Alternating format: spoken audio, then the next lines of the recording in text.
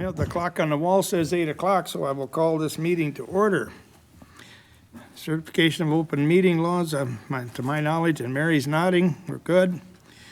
We have this morning a 20-item agenda, looking for a motion. Motion to approve. Second. Questions? Comments? All in favor, say aye.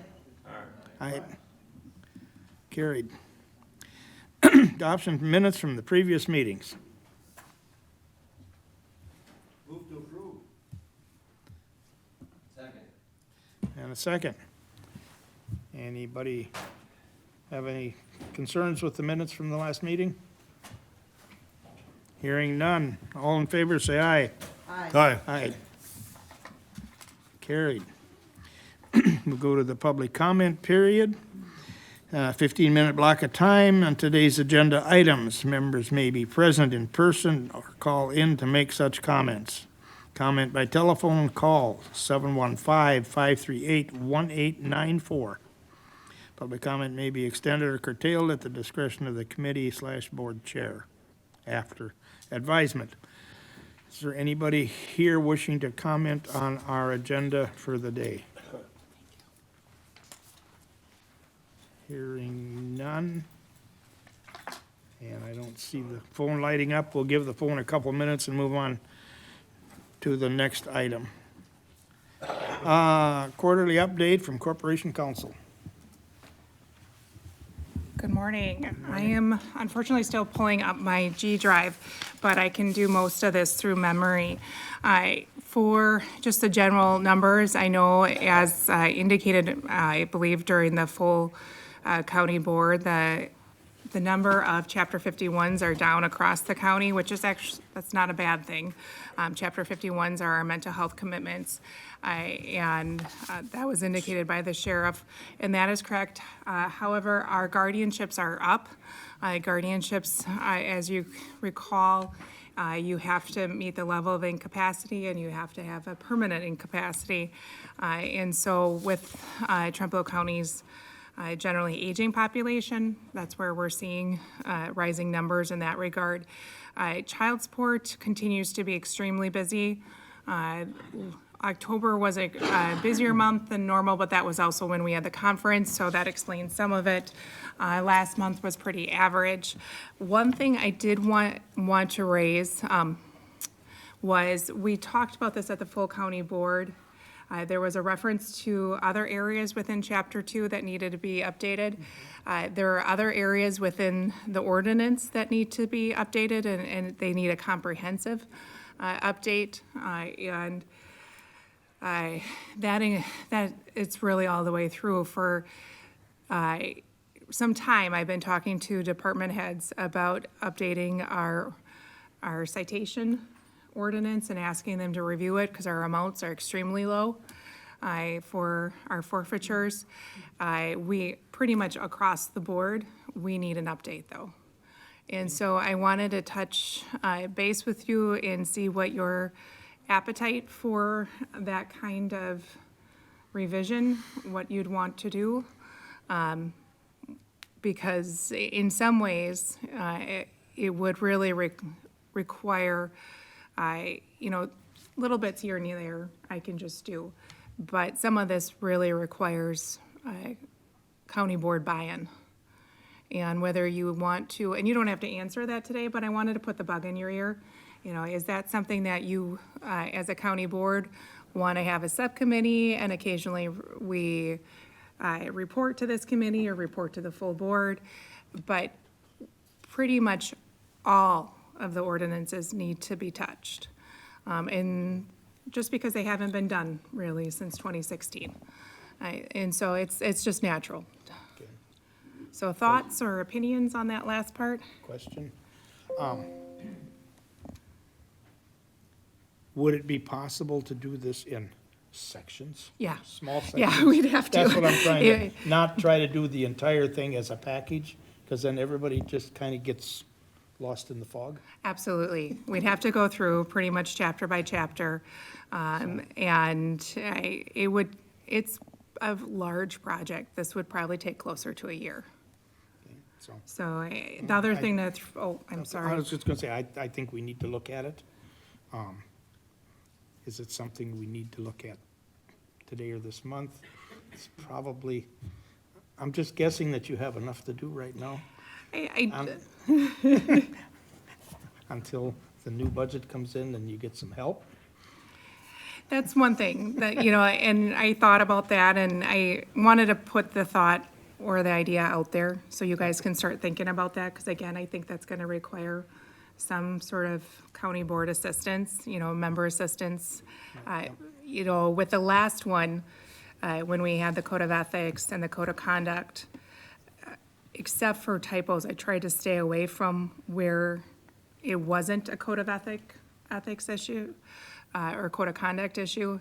But there are other parts in chapter 2 that need to be updated. We have a different format than what we had 2 years ago. So just wanted to put that out there, that we have some things that we need to address and How big a committee are you looking for? probably 2 or 3 and then report. Looking for volunteers. So, My first thought is that something we need a separate committee, or is that something a specific committee like this committee could work with? I mean, or some of, it's entirely up to you guys, and we don't have to decide today. But kind of going on to the next issue, I would recommend that, okay. so. And those are primarily the biggest ones. If you want the numbers, I'll pull up my report, and they're fairly consistent with what Anybody other questions? Maybe we could make that decision at the next meeting and think about it and see what way, best way to go. that would be great. We'd be into the new year and starting, yeah. Just a question, you mentioned about guardianships, and can you repeat that? I'm not sure I heard Sure. So guardianships, adult guardianships. adult guardians. Yeah, Okay. we still have minor guardianships in our office. Those were separated out, before me, from the DA's office, because the DA's office handles the chips. Okay,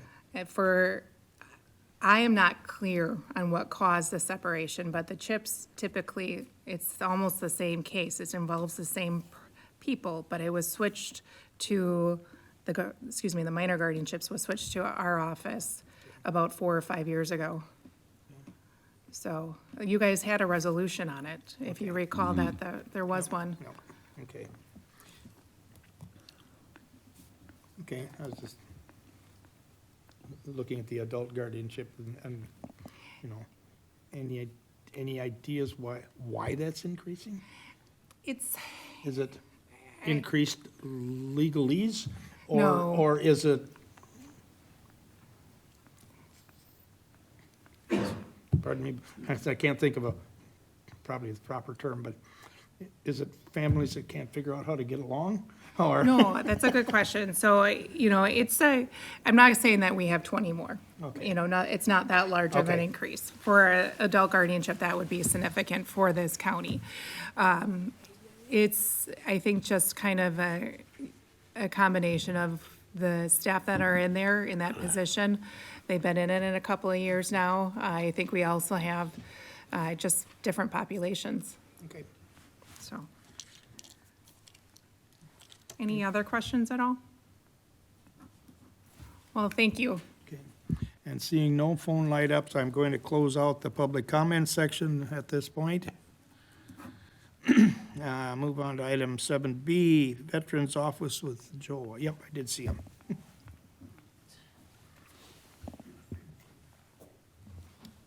Good morning, everyone. Good morning. So few updates. Let's see. So since we last spoke, Wade did attend our yearly fall conference in Eau Claire.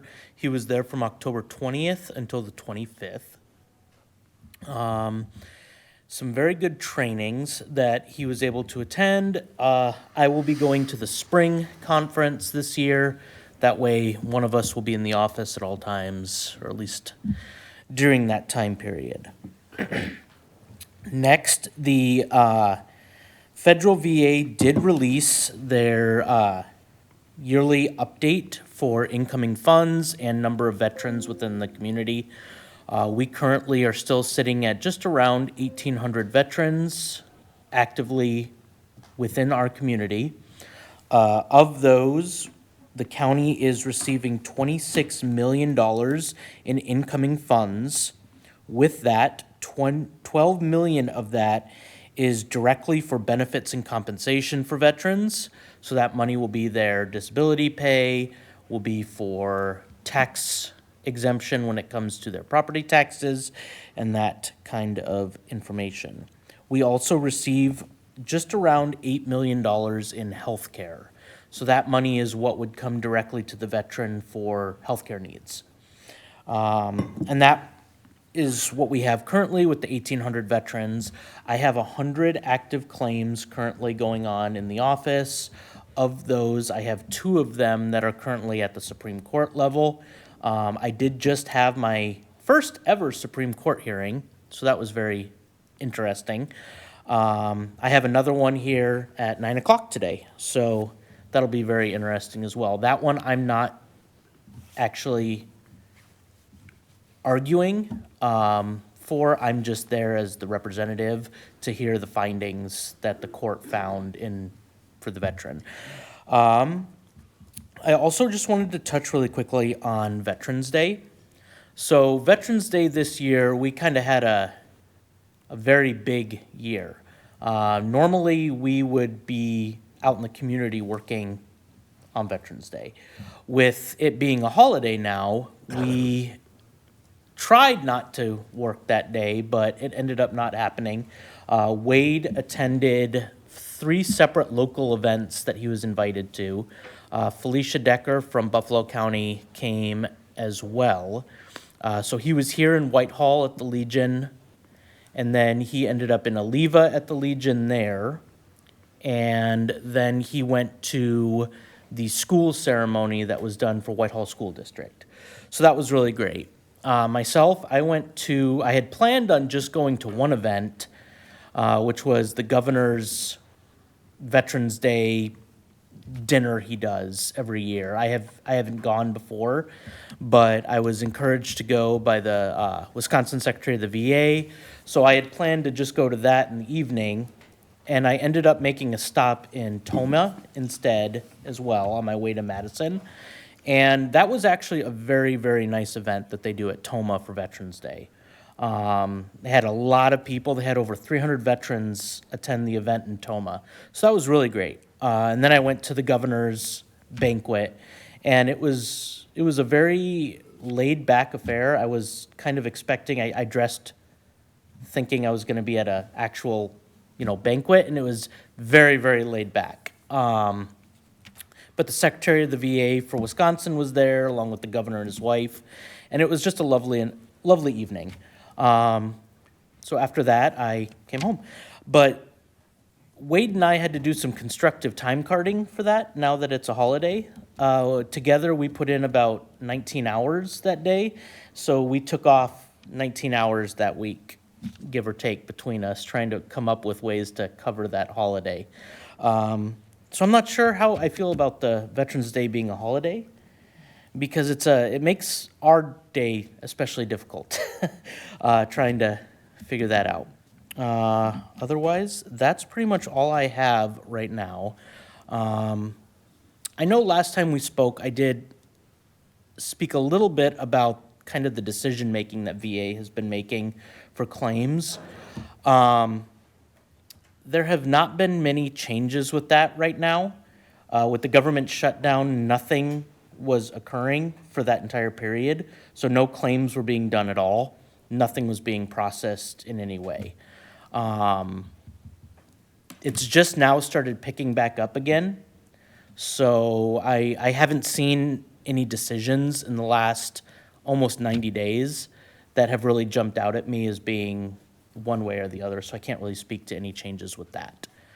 And that's pretty much everything I have for today. Any questions?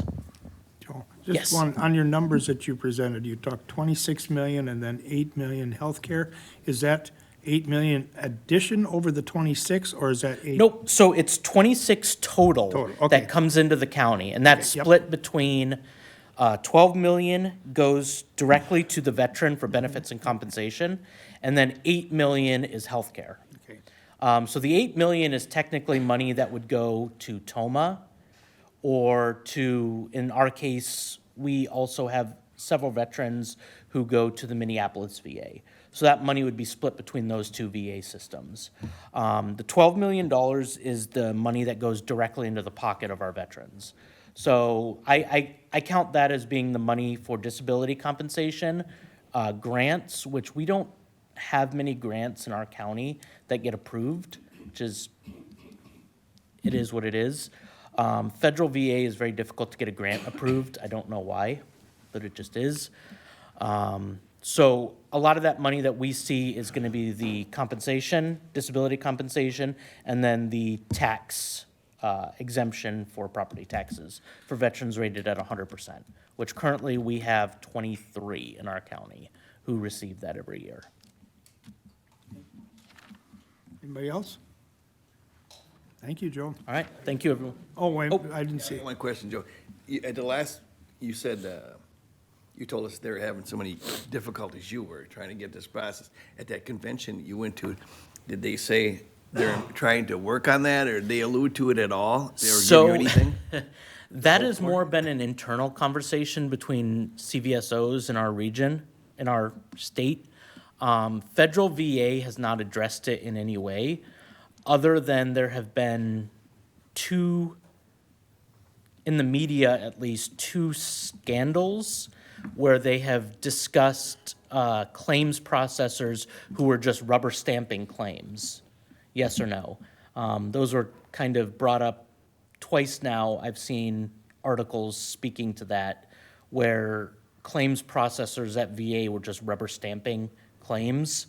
The one that really sticks out in our mind that we all were discussing at the conference was really the big one, was a gentleman who was completing something close to 300% more claims than anyone else at the VA office. And so they started investigating him because they were like, how do you manage to do 300% more claims than everyone else in the office? And it was because he wasn't actually working the claim. He would just log into it, rubber stamp it, denied or approved, and move on to the next one. And that was a loss for the VA of several $1 million, because those claims now have to all be re-adjudicated. So it's a huge issue for veterans, especially, who maybe received a approval when they shouldn't have, and now their claim is being sent back for re-adjudication. So that means the money that that veteran received in disability payments for however many months that they were potentially approved when they shouldn't have been is being taken away by VA. And that's definitely a struggle for a lot of people right now. But that's kind of it. There, like I said, there has not been a real official documentation from VA about that, other than the fact that they are investigating it and trying to solve the issue one-on-one with those claims adjusters who are working those. Beyond that, though, at the state level, at the CVSO level, we just continue doing what we can to just try and get veterans through the system and into the system. That's kind of where we're at. Thanks, Joe. All right, thank you, everyone. Yep. Okay. Item 8, update and discussion, possible action on this 2024 postponing resolution on the ATC/CapEx funding. It's got my name attached because I keep asking, saying we need to figure out something with this, whatever that may be. Rebecca, do you have something Yeah. for us? So I talked to Supervisor Larson about this, so I have a packet kind of information. I didn't want to put it into the online because it can be confusing, so I was just going to walk through it with you to give you a little bit of background again on where we were and the discussions that happened on this. And so I'll just hand these out to you.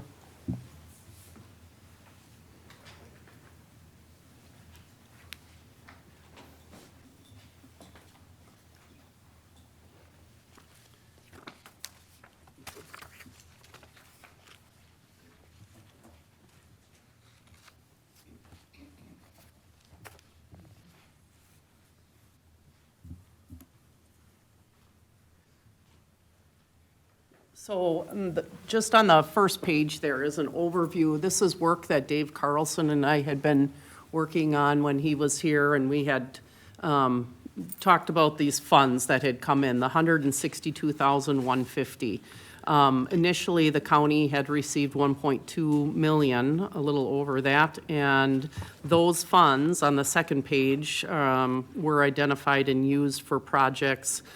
25 requests from communities and organizations. The largest funding request that was approved through that was $450,000 that went to help the Friends of Trempealeau Wildlife Refuge to help build a year-round educational center at the refuge.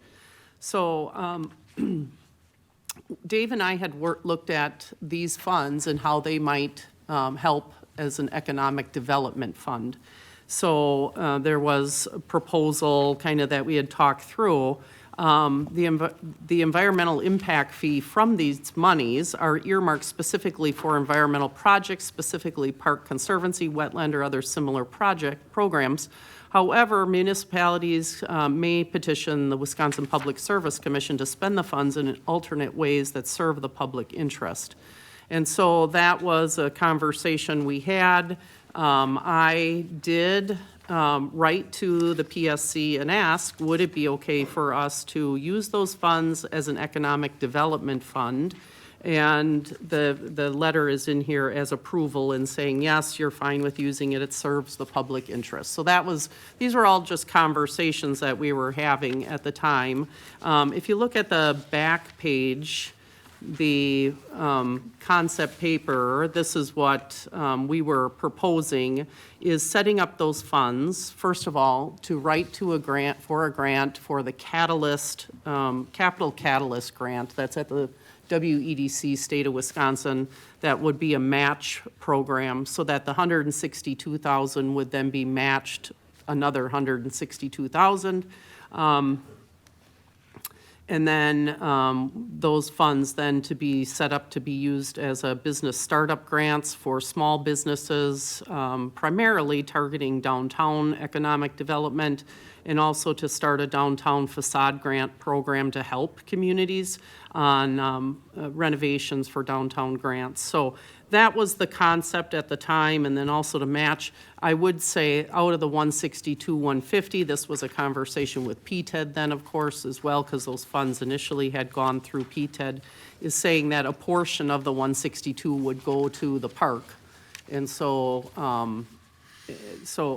there were varying different ones. If you look back at, we had also at one point talked about doing the countywide housing needs assessment, housing study. That is something I've proposed this year as a part of the borrowing piece that we've put together. So anyway, this is where the conversation was at. So.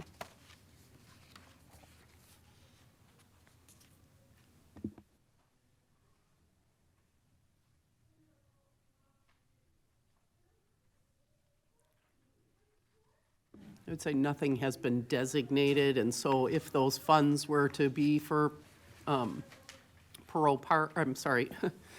Petrick Park, or, but anyway, the overall piece, initially had been to talk about how those could be an economic development driver. Wasn't, Dave, Mr. Chair, wasn't that, I thought the Petrick Park improvement thing they get how much of this? I thought they got 125, right? Well, It was supposed to go, wasn't it? that was a request at one point. I think it was discussed to be 50,000 out of the 162. Well, how much is it gonna cost to develop that, on that land, so that we can keep the land? What do you? I don't know. It's about, that's like $850,000. But they're not doing they're not doing the pond anymore. That's out.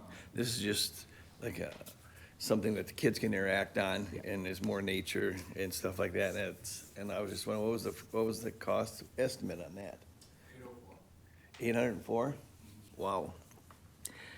We got a grant that's 50% cost share. Yeah, and this would be a good, And I thought we had almost already assigned that money to Petrie Park, but maybe I was wrong on that. I'm not on the committee anymore, so I was just Yeah, trying we to figure out exactly, has anything been, at PETA, have they ever said, okay, we'll take that money, or anybody given it to them? Because I thought, yeah, 2 years ago, they were talking about giving this money to PETA so they can develop that property that was so generously donated. Seems to be some confusion with this. My understanding, this was originally designated to Petrie Park in regard to the pond. And then was it January of '24, because the pond was on its way out, I'll call it, Yeah. that the money was just put on hold. And there's never been anything moved forward with that, so the money is sitting in an account doing nobody any good. And I said, it's time we figure out something to do with this. So that's kind of where this comes about. Right, so it, again, you could look at it two different ways. The economic development piece, you're capable, you're able to do something with that if you wanted to think about and that's an initiative or strategic component of what you determined, as well as to develop economic development opportunities for the county, but also parks as a part of economic development, and you could identify those funds specifically for that as well. So we're just bringing this back is, yes, we just need to wrap it up, I think, and determine which direction to go. To go, right. So,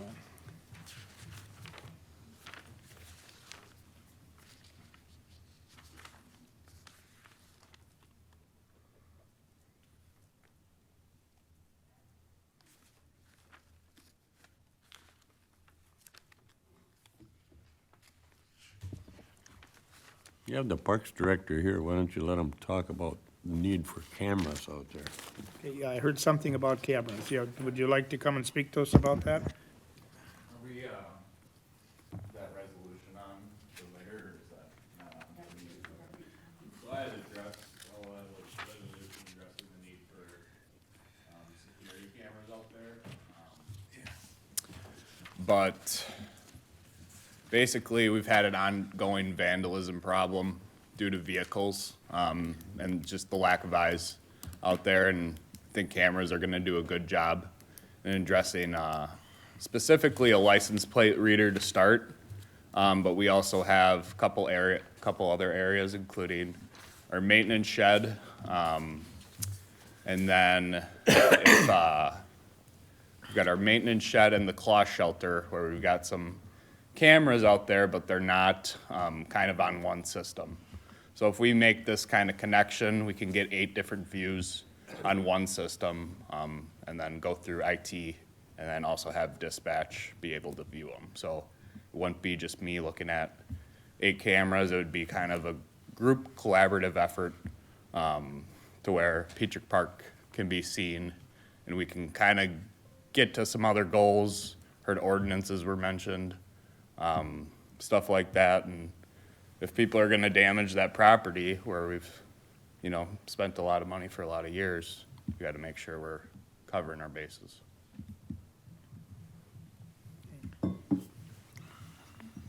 Looking at the resolution later here, the 16,815 is the requested amount for the camera system, is that correct? That's correct.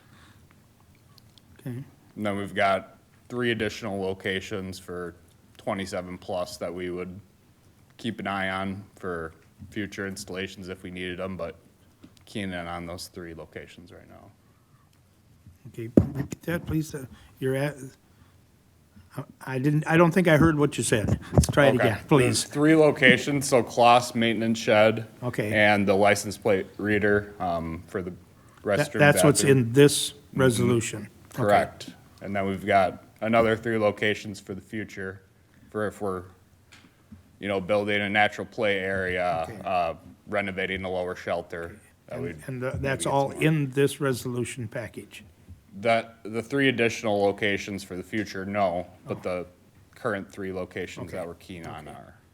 Just trying to clarify that.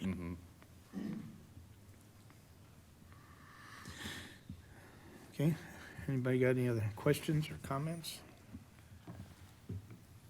I think that's important to get those I do too, things in because, place. yeah, We stuck, as a county, we put so much money into it. You want to keep it nice, and if you get a reputation where everything gets vandalized, it's not a good thing. If you can keep up a good, we do have some face to part-time everybody there. groundskeepers too, that do a great job, but their Yeah. hours are running out. So if we do want to keep that gate open, cameras are, I think, a huge need. We're actually kind of mingling item 8 and item 9 here on our agenda, but I think we can probably continue to do that and resolve it all in one issue, can we not? Yeah, okay, I saw a nod. So, at this point, we're talking 16, 8. Does anybody think it's a good idea to do this and willing to make a motion to take that much money towards the camera system? you're going to take it out of the Out of the CapEx money. 162 and change, yeah. I'll second that.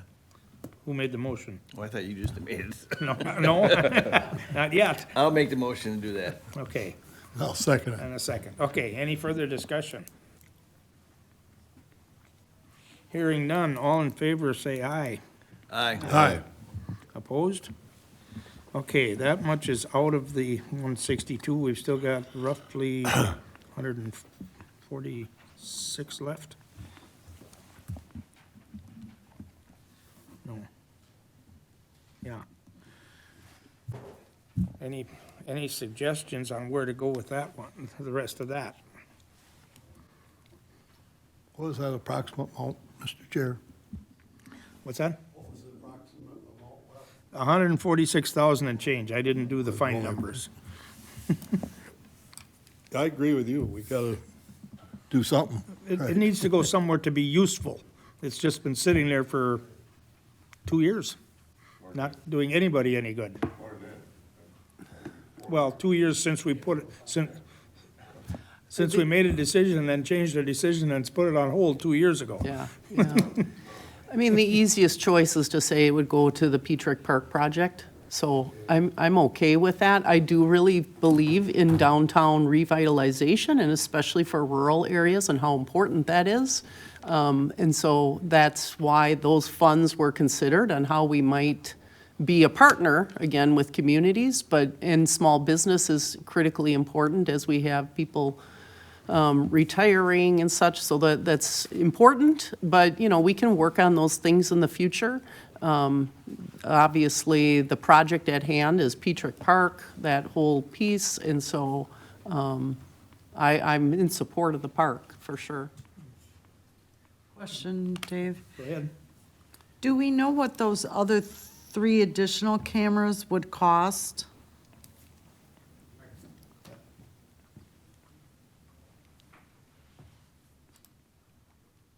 I don't know exactly. I think it'd be around the same, but I could get quotes for the other It locations. just seems to make more sense to me that if they're out there doing the job, that they do it and secure that area in full as opposed to piecemeal. So I No, guess yeah. I would like to maybe see what that would come in as a quote, because I think doing it all at the same time may be less money. Yep. And then I would like to see a more definite plan from this list of Petrick Park capital improvements. If indeed we're gonna apply that money in that direction, I'd like to see a more specific list of what you feel and the committee feels are the priorities. Yep. But I definitely think adding those cameras and finalizing that would be an important process. So those other 3 locations, they're more thinking about those improvements. So one being a lower shelter renovation built in 1987. But definitely, I think does need to get renovated, including that natural play area. So I do have like a map, just with those other 3 locations identified, and can definitely get quotes, and have more of a plan, I guess, for those improvements that you guys can see. Can we kick this back to the Parks Committee and, Doc, did you have something? Or- Oh, no, I just said that, let's get that number together so maybe we could get something going in the spring, I would guess, right? Would that make sense to the rest of you? But those three that are identified are important to, I guess, kind of get a move on.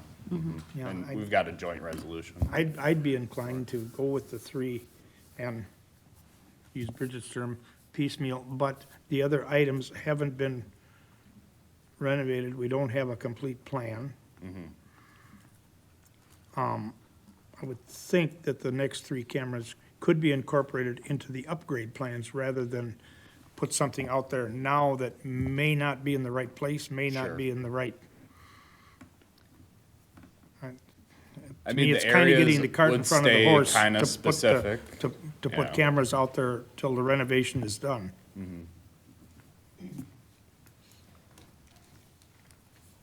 I'd be inclined to like to see some, if not all, the rest of this money go into the business development fund.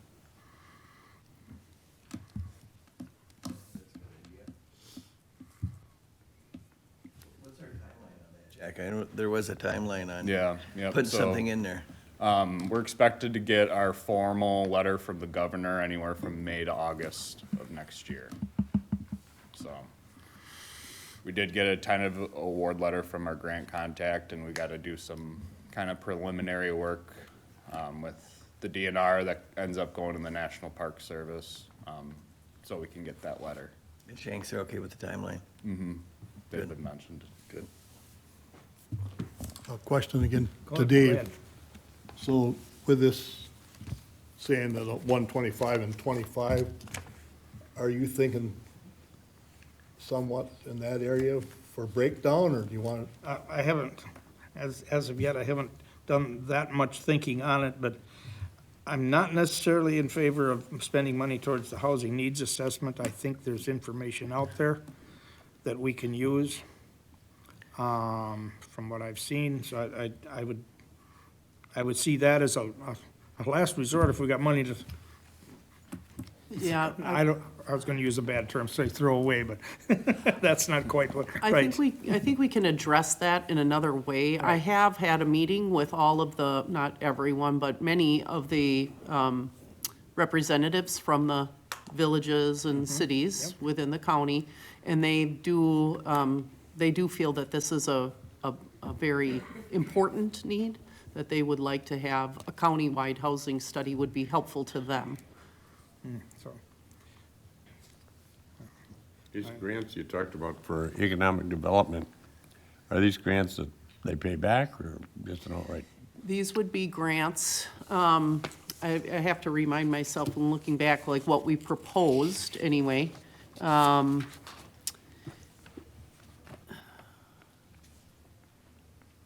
So that, like, that's to be determined. There, at least in the way that I've run these before, is that it's paid back if the business ends within a period of time, but otherwise, it goes away after the time as well. I thought if you're gonna keep, you could keep the fund growing, or at That's least true, too. maintaining it if they pay it back, Right, interest-free or something. That's what we used to, years ago, they've done that yeah, for. yeah, it can be done that way as well. the village of Trempealeau is also doing something already very similar to this? And they paid back. No, it's an incentive to start a business so that they are given that funding, and there is no payback as long as they're in business X number of years. So, I just request that we bring this back again next Yeah. month, so we keep moving forward on it. And then we'll have a better, think about what we would like to do, the split or whatever. Okay, And then maybe we can get some numbers from Peter, is that actually a some more motion to numbers table that give you it? enough time to start working on it. Okay. So do we want to bring back the security camera? I guess. For sure, resolution on that. yeah. Yeah. Now, you voted on the 16 or whatever. Right, we've Voted on that already, for the Do you three. guys want to see that improvements The type additional thing, three. and then the additional 3 cameras I mentioned? we've already approved The three. the camera The three. system as Right. the 3-camera system, At that amount. at that amount. Now then, come back with anything for the Sure. future for these other items potentially. Right. Is, Yeah, to redo that shed, what's the Doc, cost? is that a motion to Estimated. table this till next month? That should. Yeah, I'll do that. Okay, do I Come have up a with second something. for I'll that? second And that. we have a second. Any more discussion? Nope. All in favor? Say aye. Aye. Aye, Opposed? Okay, thank you. looking for more information next month. Okay, those two. Item 10. Discussion action on a resolution on county supervisor conference registration and repayment. And I, doesn't say it, but I believe Mary's got the information. So this came about with our September WCA conference. There were some people that supervisors that we got enrolled and set up, registered for the conference and also reserved rooms. One supervisor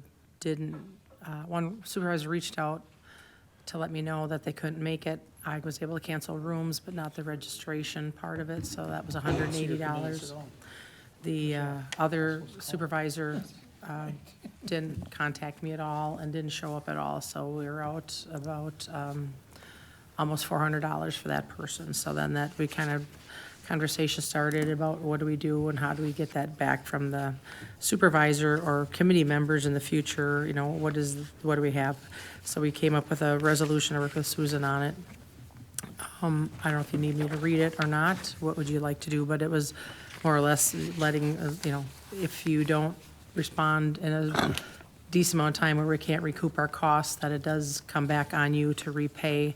And then at that point, you are responsible for making your own registrations and reservations until the end of your term. So that was the resolution. Has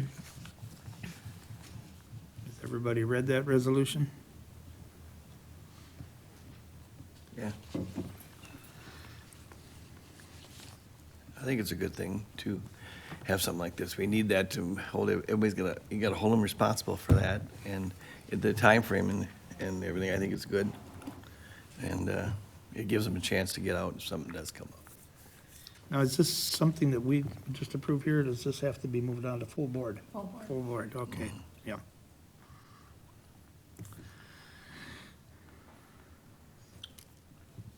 Anybody willing to? Okay, I'll make a motion to approve resolution 2025-12-01 for the conference registration and reservation repayment. Second it. And a second. Now, is there any more discussion? Let's see, I'm just reading here, be it resolved.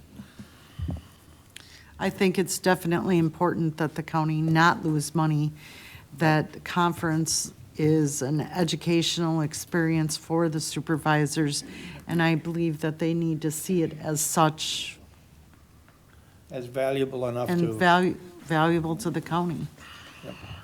to themselves and the county. Yeah. I was just gonna quick. Okay, under the now be it resolved, I'll read that part. The Trempealeau County Board of Supervisors, that supervisors and committee members shall timely inform county staff of the need for their cancellation, if applicable, an educational event, and shall take those steps reasonable to recover county's funds spent. Be it further resolved that when supervisors or committee members either do not attend or do not timely notify county staff that they will not attend pre-registered and/or prepaid educational seminars, conferences, classes, or other events where expenses are still incurred, those charges will be deducted from the next payroll to recover county costs. Be it further resolved that if the county, if the supervisors or committee members' term will end before full payment is received, that supervisor or committee member shall have up to 60 days to pay the total amount still due at the expiration of his or her term.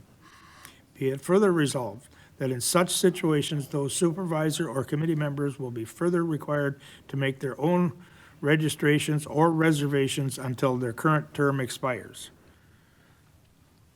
That's the resolution introduced. We have a motion and a second. Any more discussion?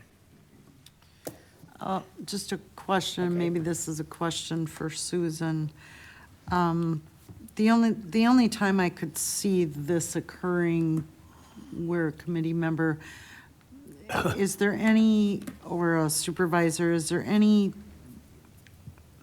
exclusion such as death of an immediate family, a sudden illness that the committee member, where there's no malice intended and the plan was to attend, but I'm just wondering if there's something of an extenuating circumstance that should potentially be put in here for those circumstances, or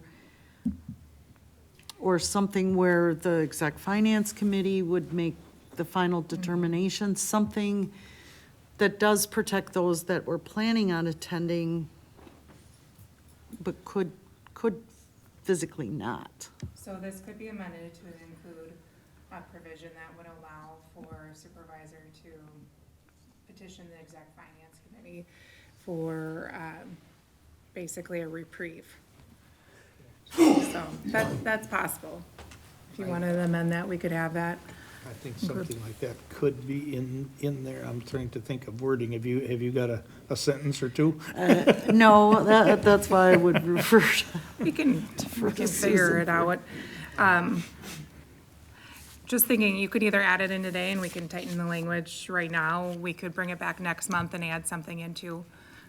I think the big conferences are probably, the one in the fall for the full county board, the WCA, and I'm thinking their The highway. February legislative Yeah. conference is So coming up. we could get that done fairly quickly and bring it back next month. It's a good question. I think, what's the dates for highway? I can't, that's towards the end of the month. January. I know it's January. I just don't have the days in front of me. Let me see. Legislative is the 10th and 11th of That's February. I know- I January remember that one. 13th, 14th, and 15th.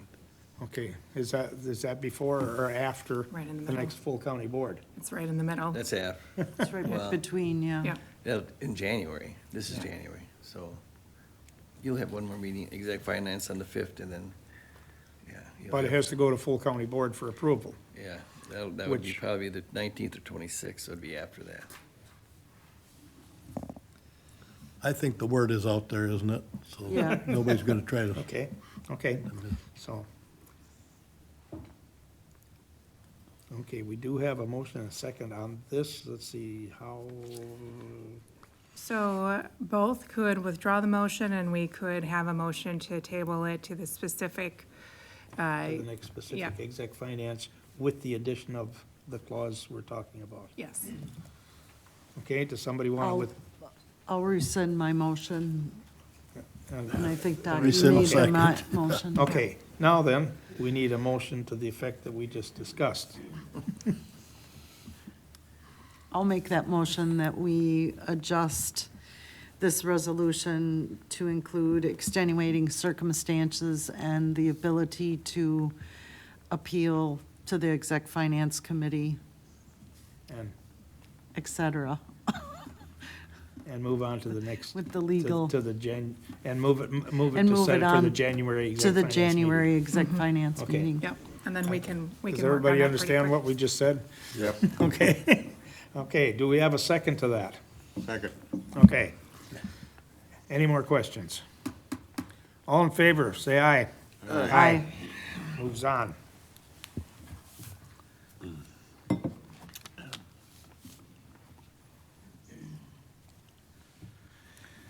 Item 11, discussion regarding the Independent School District invoice assessing penalties related to the August settlement with Michelle.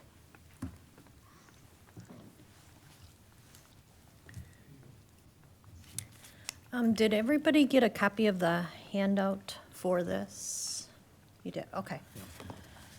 So I'm guessing, I just want to let you know that I do have the money in my budget to go ahead and pay that amount that we were invoiced by the Independent School District, the $5,147.38.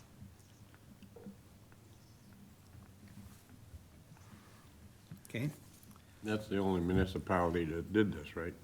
so far. Or we're just starting a precedence. That makes me awful nervous. I don't know about the rest Yeah, of you. we're setting a precedence if we honor this. We've got a whole bunch more that could do the same thing. Well, or worse. That's, is there anything we can incorporate into the approval of this payment? So you can state it's specific to this one, you know, and the circumstances that are specific to this one. Okay, That your approval is specific to this. I don't think we have a huge amount of leeway to say that we're not going to legally. no, that's not where I'm going with this. Yep. But that by them getting this payment, they agree not to pursue anything further. Because as I understand it, there's other potentials out there. So we can put that into, there's no agreement, there's no written agreement here. Okay. This is all statutory. Okay, And so the application of those costs are falling through largely through the statute. so if they would decide to change their mind and come after more, we'd have no choice. So the calculation, and Michelle, I haven't ran the calculations, but I would assume that those are consistent, the percentages are consistent with the statute. Yes, they are. Okay, That's where they come up with that amount. yeah, And we can't deny it, or we can. we can't. We can't deny it. So Well, it we can if we was, want to be in a lot of trouble. right. I like trouble. I guess I'm lost, but. Yeah. Why don't we touch base afterwards? Okay. Okay, so at this point, you say, you know, now you said you had the money in your budget. What kind of an account does this come from to take care of this? This is not a It's- normal budgeted item. It's our miscellaneous one that it's interest, it's bank charges, it's just a lot of extra charges if it would happen to come. How much is in that account, Michelle?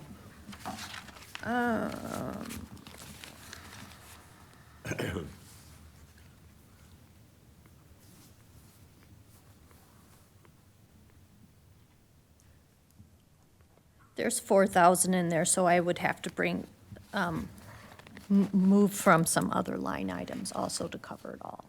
But my total budget has the money to, Well, obviously, all those accounts are specific listed numbers, so then my concern becomes, can you just move them or utilize money from other accounts to pay this besides your miscellaneous account? it has been done many years.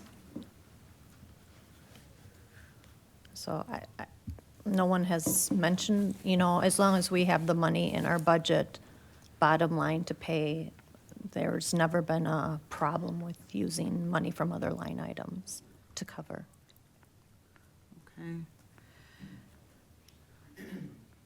I think my bigger concern here is that obviously we have to pay this billing amount, and I am greatly concerned that we would potentially have other bills coming.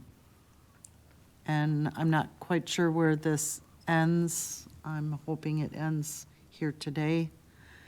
But this is,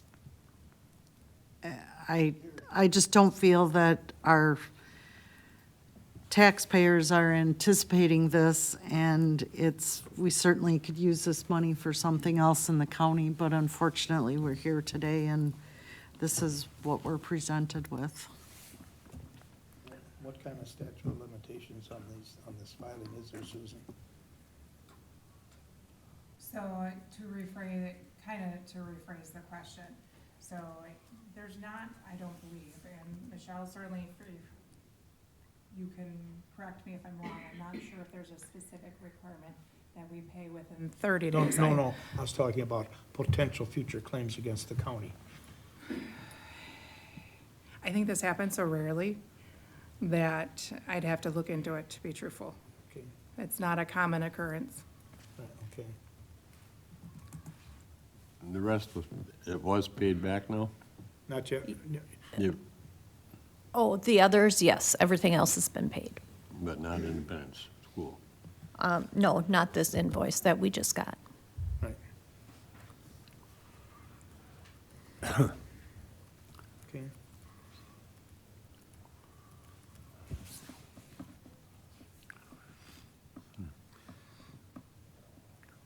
So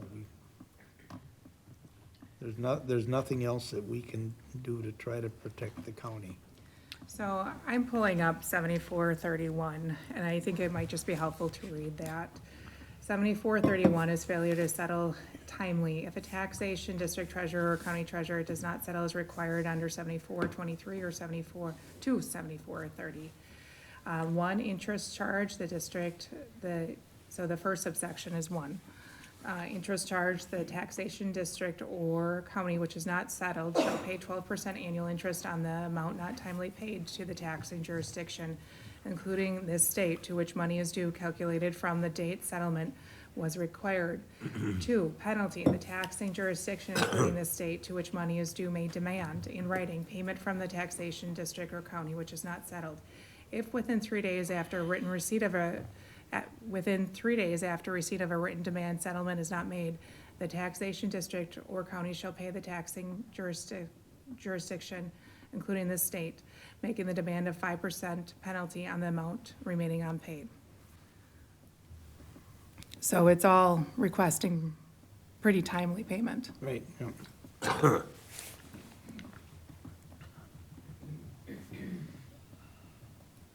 Okay. But there's nothing in there that says 6 months from now, they couldn't come back and ask for more. It would all be strictly to the statute. The amounts that they are requesting have to be strict to the statute. And there's nothing in the statute that says they can't do that.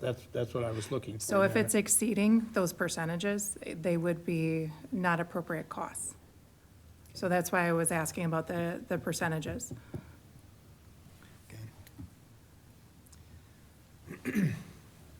Anybody have anything? I can't remember. Did we get a motion to pay this? I don't think we, I think we did, didn't we? No. Didn't, no.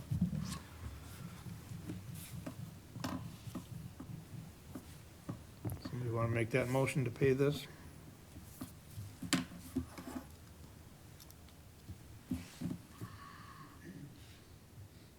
That's the $5,147.38, correct? That's, Yes. yes, yeah, that's my understanding.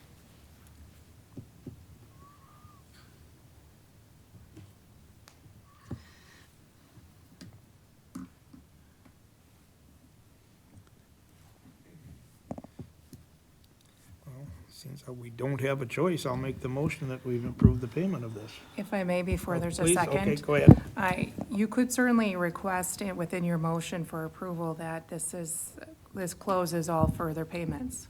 That's what I was asking about originally. Yeah, you Okay. could request that, or condition it upon. Then, okay, I will make the motion to pay this with the request? With the condition With the that, condition that this settles the account Yes, in full? Okay. I'll second that. Any more questions? Call for the vote. All in favor of the motion, say aye. Do we have to do this Aye. by, it's money though, do we have to do it by roll vote, don't we? I think that would be Okay, wise. okay. I want to abstain from the vote for more information. Does that make sense? Bridget, Yes, Doc, Yes. or Adi, Yes. John, No. and Dave says yes. I believe that's a Three 3-1-1. passes. Yep. Okay. So now either you or coordinate with Susan in regard to the information So that goes with the before- payment? Yeah, before there's any payment made on this, we need to draft a letter that states that if you want to get it started, that's fine, but I will want to assist with that letter. Okay. Okay. Done with that part. Thank you.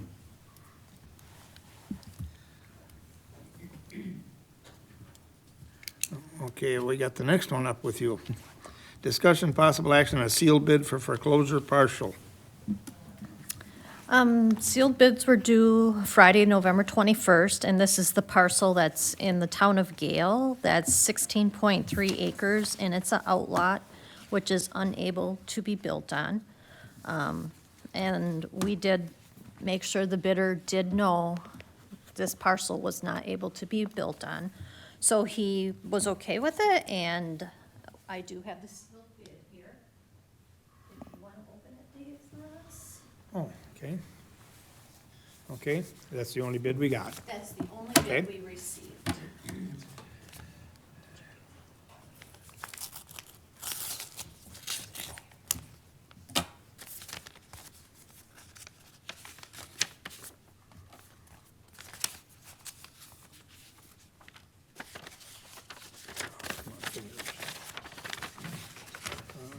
Parcel from Matt Hurlbert,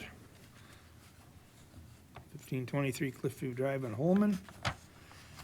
Phone number, and the bid amount is $17,010. And there is a certified or cashier's check for $1,701, which meets the criteria. Yeah, okay, I'll just hand it all back to you here. You can have- Okay, you got that. Thank you. I believe that was the appraised value of the property, wasn't it? Or The appraised value was 16.3, 16.3, okay, yeah. so, So yep. this is a little bit over that. So, Where is this? Town of Gale, I can't remember, I don't have the pictures in front of me. Yeah. Oh, yeah.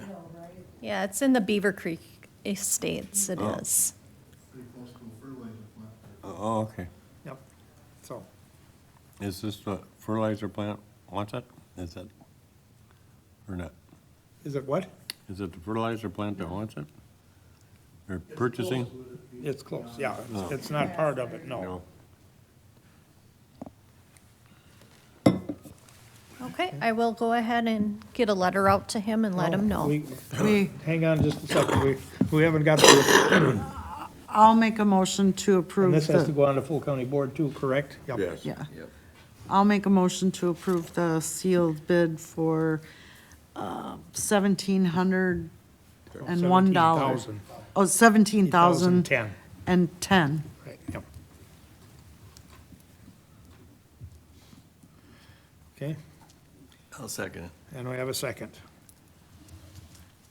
More questions, comments? It appears to me, if I remember right, this is kind of one that we've been sitting on for quite a period of time, Yes, it has been. so. I think, I guess we have to call the roll on this one too. Susan, no, geez, Susan's here. Bridget? Yes. Doc? Yes. Dottie? Yes. John? Yes. And Dave, yes. That means there's no negative, so it moves on to county board for a full approval.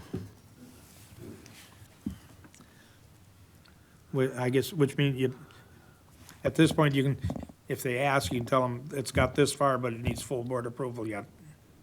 Okay, and I then will. Proceed Thank you. from there.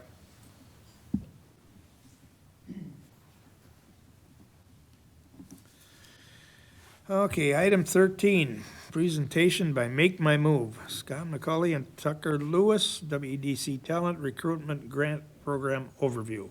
Rebecca. All right, so I would like to introduce Scott McCauley and Tucker Lewis that are here joining us from Make Your Move.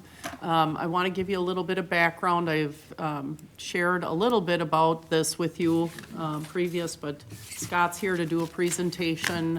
We're bringing this full presentation forward now because a grant opportunity is opening up in January, from January 5th through the 31st. Is that right, those dates? Correct. And so I want to bring this to your attention if you're interested, and then we can continue that process for writing for the grant. So the governor, as an initiative, has set aside several million? 5. 5 million, to set aside working with Make Your Move. And Scott will give you a little bit more background on that. They were at our WCA meeting that, if you saw their booth and talked to them at all, but they work to attract people to come and move from areas of, around the country where we might find people that are interested in moving here for affordability reasons, other reasons, and so we put a program together then to attract people here with their help.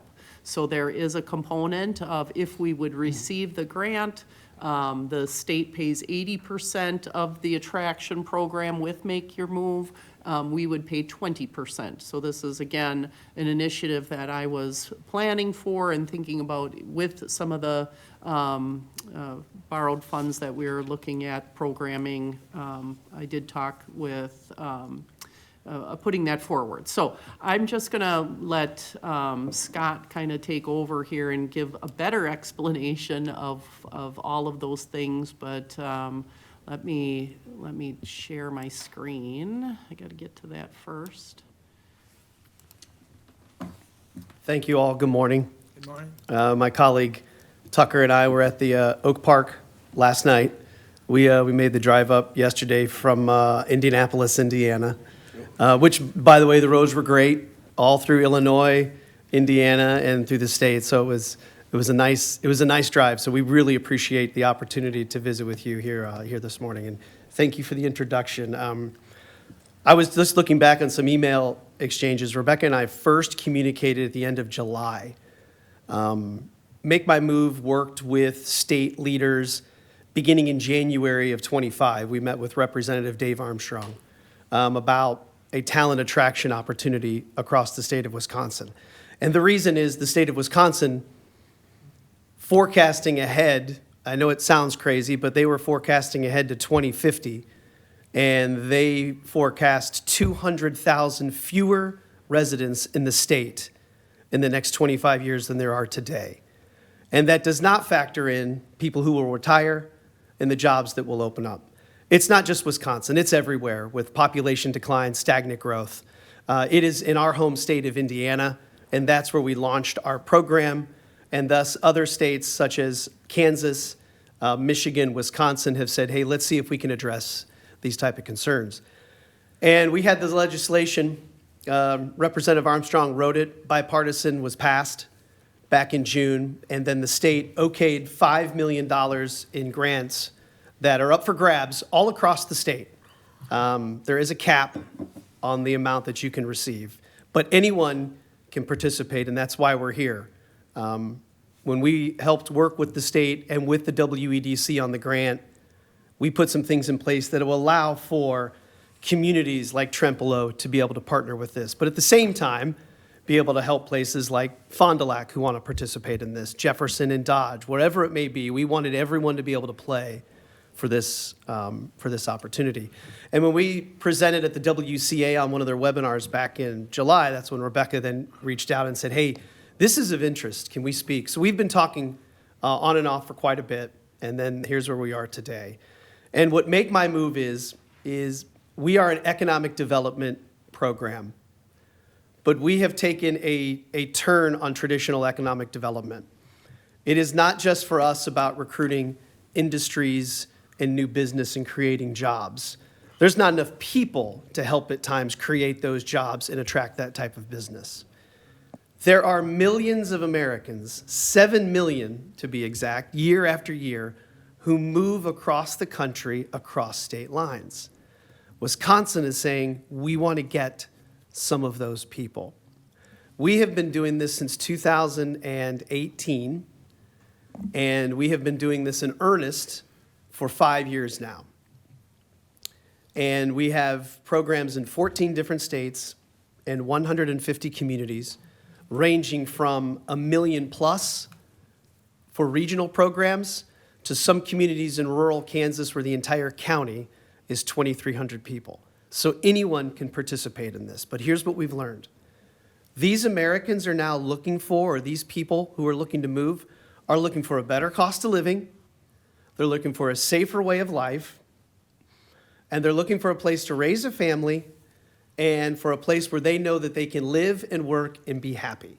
People today can now live and work wherever they want to, and they want to see parks. They want to see schools. They want to know that they can ride their bikes, and it's okay to ride your bikes to the Quick, which I've been multiple times already in the last several hours. They can go to all of these different places, leave their doors unlocked, and say, this is now a good place for us to live and to play. But the question is, how do they find you? How do they know you exist? How do they know if I want to move to Wisconsin, it's just not Dane, Green Bay, or Milwaukee? How do I know this is the spot for you? And that's what Make My Move is able to do. And you can click through the slides at just even at a rate for the sake of time, and I can talk about all of these. But what Make My Move does is we market and promote why you all live here, why you returned here, why you continue to grow here. Most people live where they live because they're from there, their family ended up there, or their job is there. And that third tether can now be cut because you can bring your work now with you anywhere. As long as you have your laptop, that's where a lot of people's office can be. And a lot of people know if I'm talented enough, we see the hospital. If I'm talented enough, I can get a job anywhere, but I need to find the right place for me. We're a proven approach. It is sustainable because there is a wheel of interest and applications of people who will fill out and give you incredible data about, yes, I want to move here and I want to live here, and this is the best part, and this is what the state likes, and I know this is what communities like. There are measurable, tangible results in which you will see actual ROI. We track our movers into the community. They will verify their income with Make My Move through W-2s, through paychecks. So when they move in, we can accurately tell you, by moving these people in, here's the economic impact you should expect annually, because they will come in here and become new spenders. They will become new buyers, new renters. They will need hospitalization. They will need dental care. We track all of that money. We can track the local and state taxes. So for the investment you put in to Make My Move, and as Rebecca mentioned, the state's covering 80% of this program cost. So for your investment, you will actually see the ROI and the actual people move into this community. You will meet them when they move into this community because our program, with the help of these communities, requires some skin in the game. They're not going to move in as strangers. We want them to move in and have a chamber membership. We want them to have an opportunity to have a golf pass. We want them to have an opportunity to meet some of the locals, to sit down with you, whether it's breakfast with local leadership and get to know them and say, hey, what are your interests? I like animals. Great. Here's the Humane Society. Tell us about the schools. Here's the superintendent. We want you to meet people. We want to get them plugged in so that they become valuable people that move into this community. And on the slides, you can see how we're able to do it. We promote the communities. We promote the stories. We will have videos and content. This slide here, we have moved close to 4,000 people through our program. These are our mover demographics. The household income is over $115,000. The average household size is about 2.3.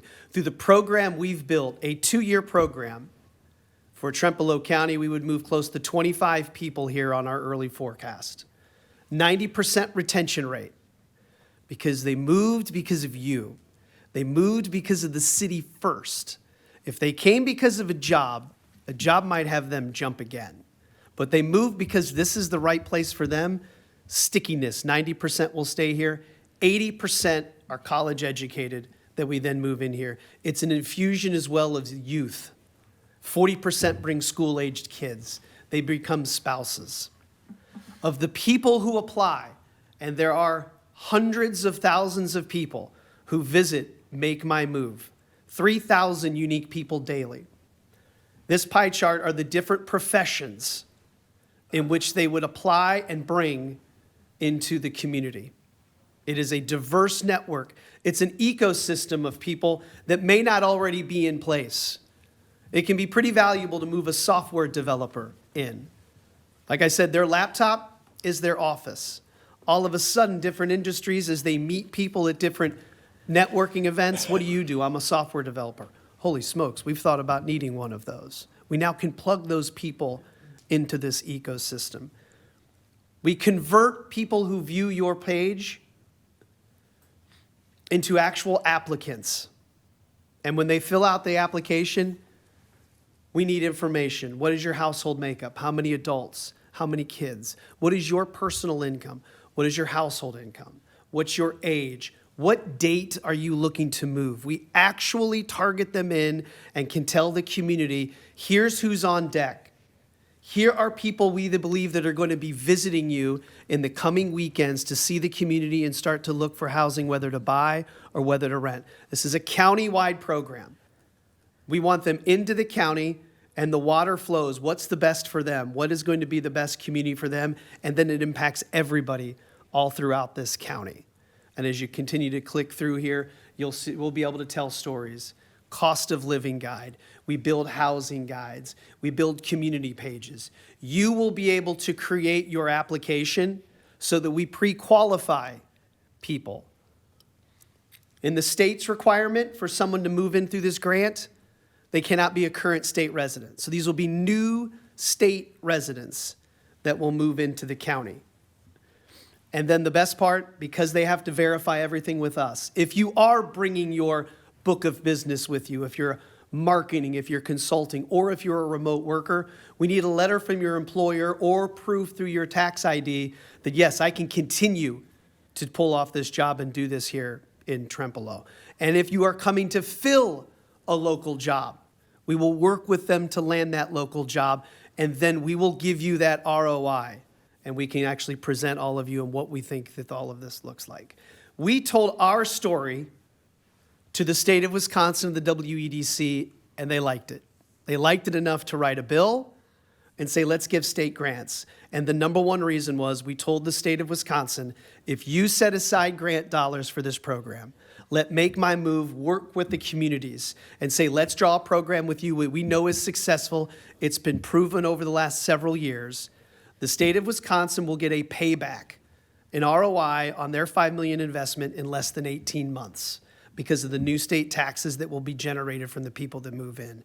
And thus, the communities that partner with us, you will get that payback from those taxpayers that come in for you locally and just to cover that 20% portion of the program. Here are just some different testimonials from different communities who have utilized this. Again, it's for us. It is your opportunity to strategically target people to now move into the area. And for the grant structure, the state, we realized this still is not an easy project for communities to lift as you guys all go through budgets and you work through different things. So the state is going to cover 80% of this framework. 50% of the money is delivered up front. The remaining 50% is delivered once Make My Move in the community hit metrics. And we can get to what the overall ask is for the community. A program to move people here for the state dollars that makes the most sense, and that's based on housing that's available in the area, with the buying properties, with the rental properties, is we work with Rebecca to say, we can move 10 households, 10 brand new households into the county, roughly around 23 to 25 people on the early forecast here into the county. And you can go to that next one, the partnership proposal, yeah. And so here's the breakdown. The total program cost for this would be $272,000. Make My Move markets you to our nationwide audience because we have to get outside of the state of Wisconsin. We're not just taking people from Minneapolis. We're not taking people just from the upper corners of Iowa. We move people from 45 different states. By the way, we have moved close to 2,400 people in the last couple of years to Indiana, new Hoosiers. That grabbed the attention of the state. They kind of chuckled like that too. They went, wait a second. You moved over 2,000 people to Indiana? Yes. 60% of them had no prior connection to the state. New pioneering spirit that says we're looking for a new place to call home. And that's when the state said, Well, we think they'll find Wisconsin very pleasing. So we said, let's run programs in Wisconsin. So that gives you an idea on this impact. And annually, it's close to $90 million of economic impact annually for the state of Indiana. Thus why Wisconsin wants us to participate in this. So for the package, $272,000, we would run our program play here in the county. It would cost the county a little more than $29,000 to be a part of this program. The state is covering the rest of it. And on the next slide, here's the impact. If you move 10 households through our program, the economic impact annually is over $500,000 from moving this new group in. And it's over $81,000 in new state and local taxes because we have now piped in new people into the county. For every dollar spent, $17, almost $18 comes back to you all. And that's the program that we've presented. That's the program we've worked through. It's one that we are extremely, extremely excited about embarking with across the state of Wisconsin. We are talking with multiple counties. 2 have already signed up with us. 2 programs in Wisconsin have signed up with us. Tucker and I are starting on this side of the state. By Thursday at 4 p.m., we'll be in Racine. So we are driving all across the state to share our programs and to work with people and get everyone to say this is something we want to sign up for so that we can then help write, fill out, and get the grant dollars approved for you all. The grant that would come from the state here is a little more than $217,000 for your $29,000 investment. It would be a 2-year program. So that $29,000 that we would ask from you all will not come out of your coffers until 27. The grant will cover all of year 1 of your program. The state's done a really nice job, and we've worked with them of trying to create a program that is not only impactful, but financially will make sense for you all as you look into these partnerships and to recruit new people and to market the county. And that's what our ask is of here today. To look at this program, to enter into a partnership with us, let us secure those grant dollars for you. And then as soon as mid-February, let's start marketing this county and let's start moving people in here when moving season opens up March 1st. And those are just some comparables from some different counties. Housing is a headwind everywhere. We didn't exactly pick a great time to launch this across the country as housing stock is a challenge. I will say those rental numbers, the 407, that's incorrect. It's a little closer probably to 150 on the rentals. Our initial geo kind of expanded beyond your county. Tucker and I last night were at the Oak looking at it and we're like, okay, that's a smaller window, but it is still housing-wise. You guys are in line with all of the communities that we work with housing. That's why county programs are great. You cast a wider net. And that's why we look at 5 households in 26, 5 households in 27. Ideally, all of this is met sooner than that 2-year window. And we simply go back to the state and said, here's the success of Trempealeau. Let's continue this program. And we will build community pages exactly for you, tailored for you. So when someone visits your page, it's a one-stop shop. There's not 12 Google tabs open. Cost of living, what's housing like, what are schools like, tell us about this. It is all right there for them to consume, and our team will work with them. We vet them, we communicate with them to help them complete the process and physically move into the area.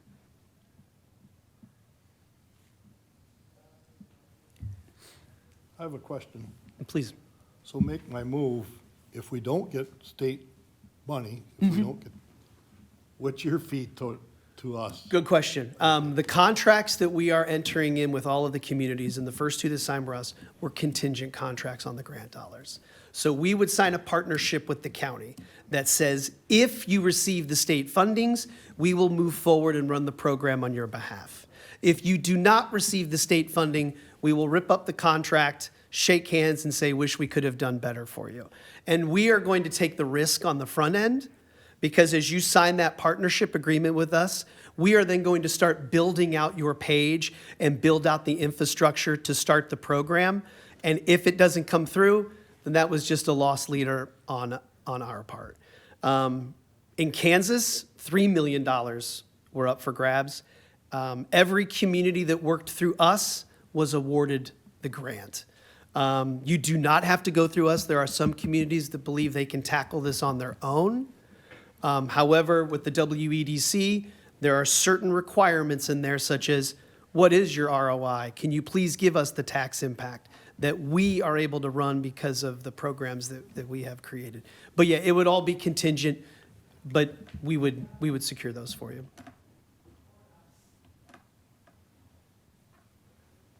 How frequently would you be in communication with updates and how things are going?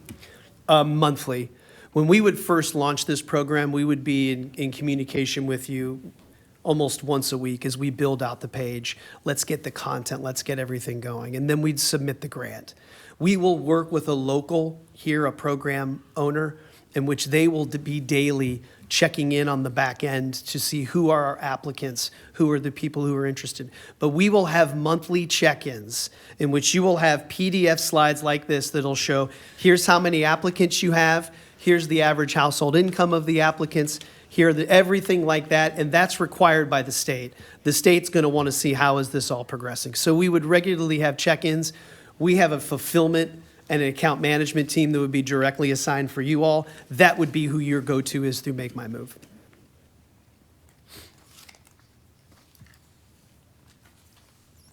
Anybody else? Yeah, I was going to use the same word. This is very interesting to me. How so? It seems to me to be kind of like a no-brainer, Well, especially it doesn't really cost us anything until 27th. So I would make a motion that we go ahead and contract with them. Is it possible that this I'll second CapEx would that, be John. part of that? But I'm asking. Sure. Possibly what was that? we could get funding from the CapEx? Well, yeah, Yeah, that's economic development. yeah. right? Yeah. And Yeah. ideally, So then we would have the funds, I think. Well, most of them. Right. and then ideally, as you work through that year one and you see those movers start to hit, you start to see the economic impact, the payback will actually happen before you start to dip into your own coffers. And that's been one of the nice things when the states offer up the grant dollars, that early partnership, you start to see, whoa, the wheel is spinning, the results are there. And then the data, as I know you guys have talked about different housing studies, the data that we will provide for you, and Rebecca has seen the back end, it will be immense.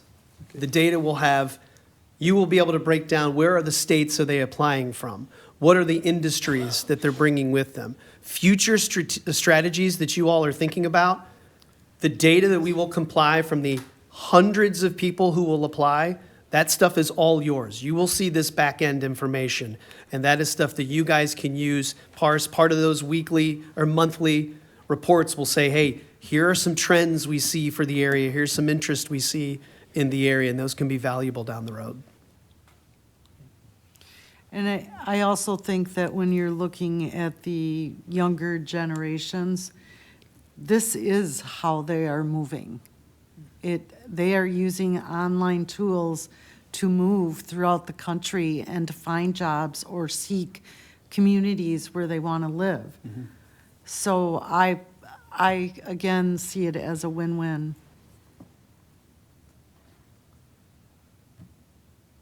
Okay, just clarification. You made a motion? No, John made the motion, John made the motion, you seconded. Okay, the motion is, this is something that has to be full county board approval, correct, Susan? Or can we do that? I think for this one, if we're gonna proceed, we should have full county board. Okay, so, that's, your resolution is to move it on to full county board. That's where I was going with that. Okay. Any more questions or discussion? Or comments? Just a comment, who's gonna present this one, Scott, to the rest of the members? Yeah, that would be a To what? question. Who can- Would they be Yes, I available to was do gonna this ask. presentation at full Yeah, county board? When is the next meeting? On, yeah, December 15th. December, I mean, it was an easy 8-hour drive. Oh, shoot. In the evening. You know, you yeah. talk about how different it is now when people look, you know, it was nice, we just watched all the NFL games on our phones driving up here, so. Yeah, we can definitely, I think it'd be if it's valuable, And 100%. you'll probably have to plan to stay over because that's a 7 o'clock in the evening. Oh, that's an evening one, so now I get to see the daylight here. When we came in last night, it was dark when we pulled in here, and Linda was terrific when we checked in last night. Seriously talking about you personally being here, or you would? I mean, as a Make My Move, we know how important this is to you all. We would do what we can to make sure that we can arrive here. Like our schedule this week, we are stopping in 9 different communities. There are lots of people who are at this stage where you are, and it's time for approval because the timing of the 15th is very good because we want to get everyone signed up with us before that January grant because the WEDC, who has a webinar tomorrow, one of the big key components is readiness to launch. And we will make sure you will be ready to launch once everything is approved by the state, and that's one of the big keys. Okay. Anything more? If not, all in favor of moving this on to full county board, say aye. Aye. Aye. Thank you. Opposed? Carried. See you in a couple weeks.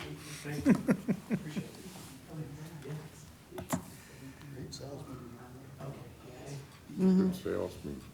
What's that? He's a good salesman. Yep.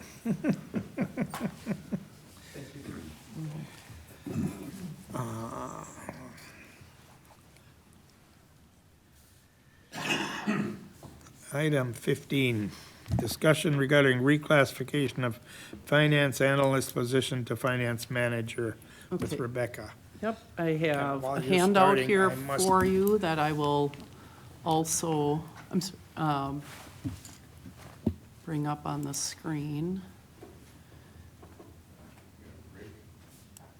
Does anybody else need a break? Should we take 5? Oh, I'm sorry, okay. Is it just me? If it's just me, you can start. Nope, we can wait. So you have in front of you, explaining, I guess, this reclassification of a position. This has gone before the PB committee already, with approval. So I'm just going to walk you through and explaining this handout and looking at the finance analyst existing position, who most of you know as Amy Bergerson, and that she is within the administration department. Here's the salary information for 2026. Overview information handles day-to-day financial processing, reconciliation, data entry, supports budget tracking, and prepares routine financial reports, manages grants, claims, various administrative programs, provides committee support, departmental operational tasks. This position requires an associate's degree, 5 to 10 years accounting experience. What I'm proposing or have proposed to the committee is taking and changing this as a reclassification of the finance analyst position to a finance manager. Still within the administration department, there is a slight change in salary component. This person is going to still work in a lot of the capacities that the current position has, but will have a broader overview of overseeing countywide financial operations at a strategic level, leads the audit, internal controls, major reporting and budgeting, provides supervision to fiscals, AP functions, ensures compliance across departments, manages their debt financing, which we don't have a central individual person that kind of oversees our capital improvements plan and expense and spending. Our insurance programs, high-level fiscal planning. This individual requires higher credentials, a bachelor's in accounting, finance, a CPA preferred. So those are the differences between the two positions.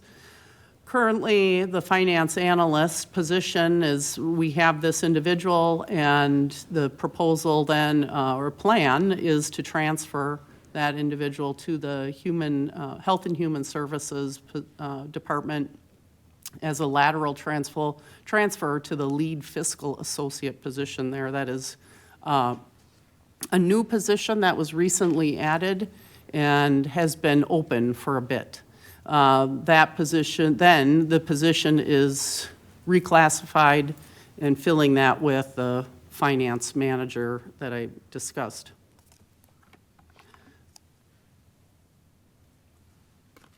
And looking at that in the recommendations for this, these things were taken into consideration as I reviewed that. The recommendation by our auditor, Baker Tilly, the recommendation by our senior consultant for cost allocation services, the recommendation by the CPA finance director with government solutions, the recommendation by our current financial analyst and county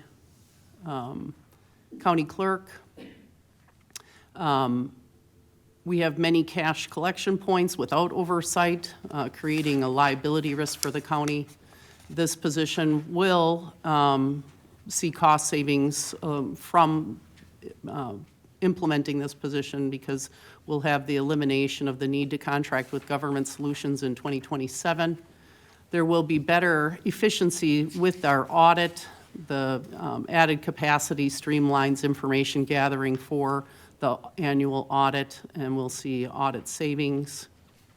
It is in alignment with best practices. Most counties have already transitioned financial functions out of the clerk's office, and the funding is available in the administration budget through professional services to support the transition year. If you look at the second page that I've included in your packet, it looks at a comparison between the two positions. Let me see if I can bring that up on the screen as well.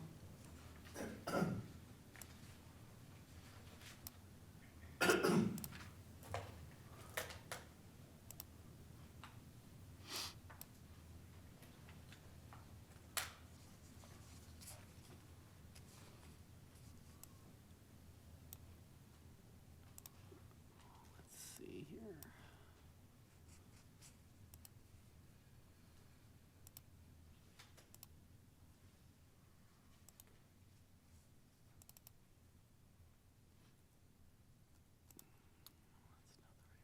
Here we go.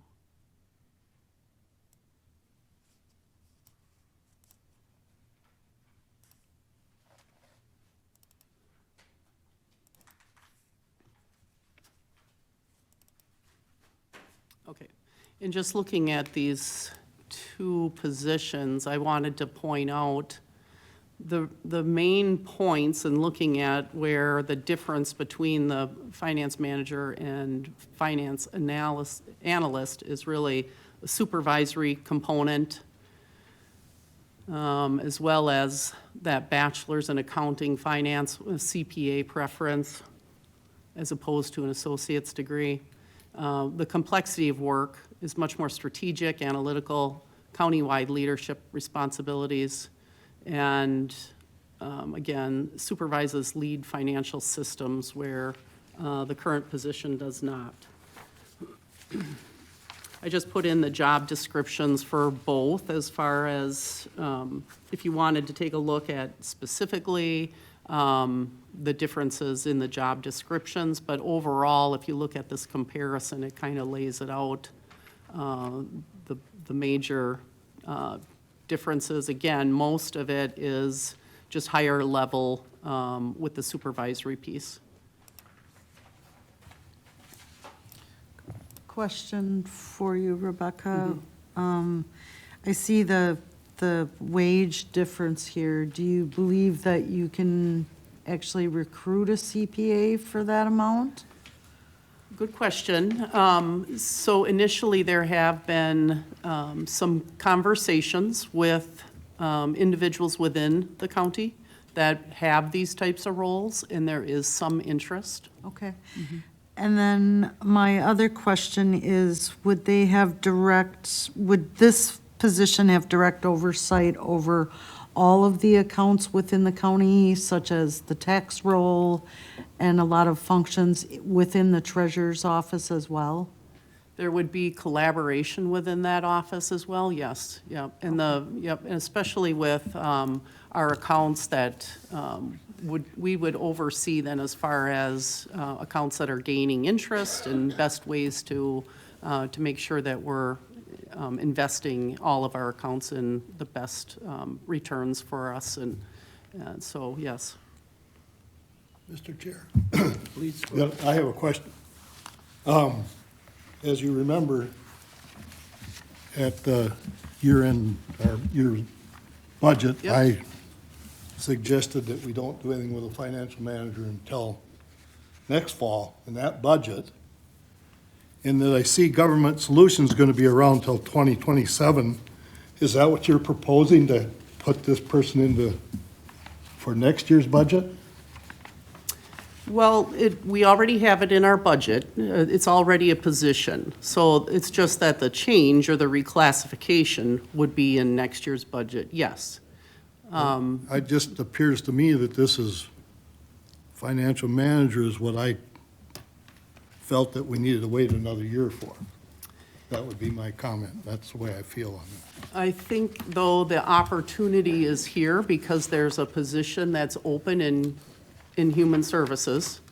And if we wait a year, as you saw, the cost of a new position was over $140,000. This would be an additional 10 that we could do a transition at this point and still have that oversight now, but use the position change that's happening in order to make that happen. Then Government Solutions would still be helping with that position. They would, because we would have this transition into the new person, and so that plan would be to continue working with them this year.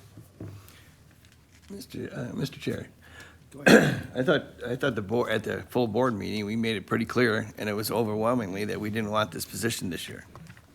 And now, all of a sudden, you bring it right back within a week or 2 weeks, whenever we had that meeting. I mean, it's like, did you not hear what the board wanted? They didn't want a financial person this year. They felt down the road, maybe next year, whatever, down the road, yes. But then all of a sudden, now you bring it back here? I don't quite understand this. It's kind of like sticking your nose up at the whole board because the board told you no.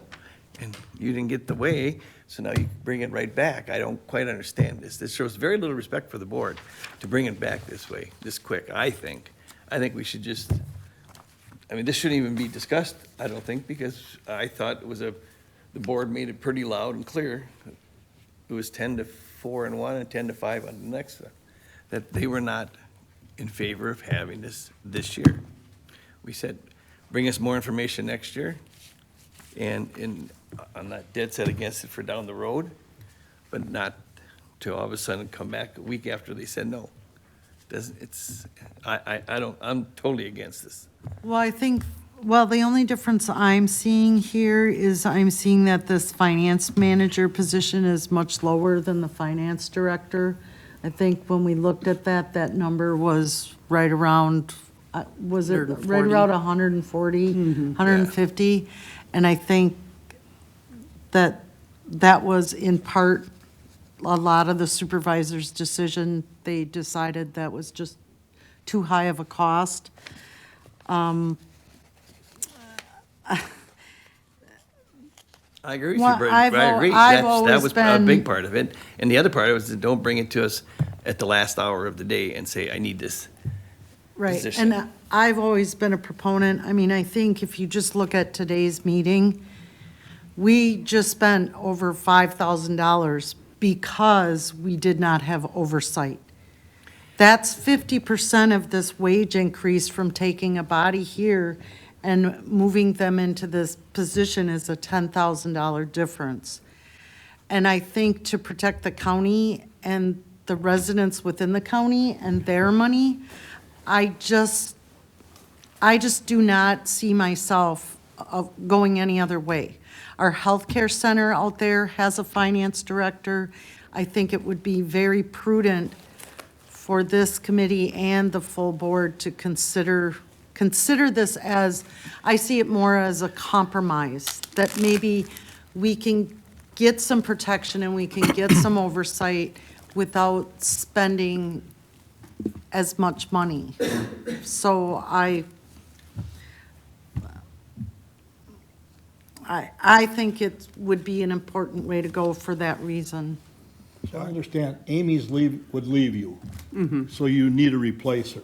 Correct, So you could replace her with a financial analyst, you just want to upgrade this. correct, correct. I, again, mean no disrespect, it wasn't meant to be disrespectful, but I disagree in saying you had a serious problem with, that we do just have a payment that's going out the door. I take all of I'm here to bring you the best recommendations for the county. I'm your partner to help the county. And I can't turn a blind eye to all of these recommendations, specifically even from the existing financial analyst and our county clerk. And so I have to bring that forward in good conscience and knowing that this is a perfect opportunity to be fiscally prudent, but to make this change, you can always take this position and elevate it in the future. But because we're able to make a lateral change and make this happen right now, I personally can't not bring this forward. That would not be responsible on my part. And you just brought it up 2 weeks ago, and now you're bringing it up again. It's like you're just trying to shove it at us. Well, I think it's a That different makes it even worse. situation. No, I mean, I'm just saying, we did have a situation that's an elected official. It's not, and you can't just use one example like that to all of a sudden to spend $140,000, where you wouldn't, $80,000 more. It's not $80,000 more, it's an additional $10,000 over what we're already paying. But you're gonna hire somebody to take that other position, correct? No, So you're not gonna have anybody take no. Amy's position? This person will take that position. It's an extra $10,000 to have some actual oversight.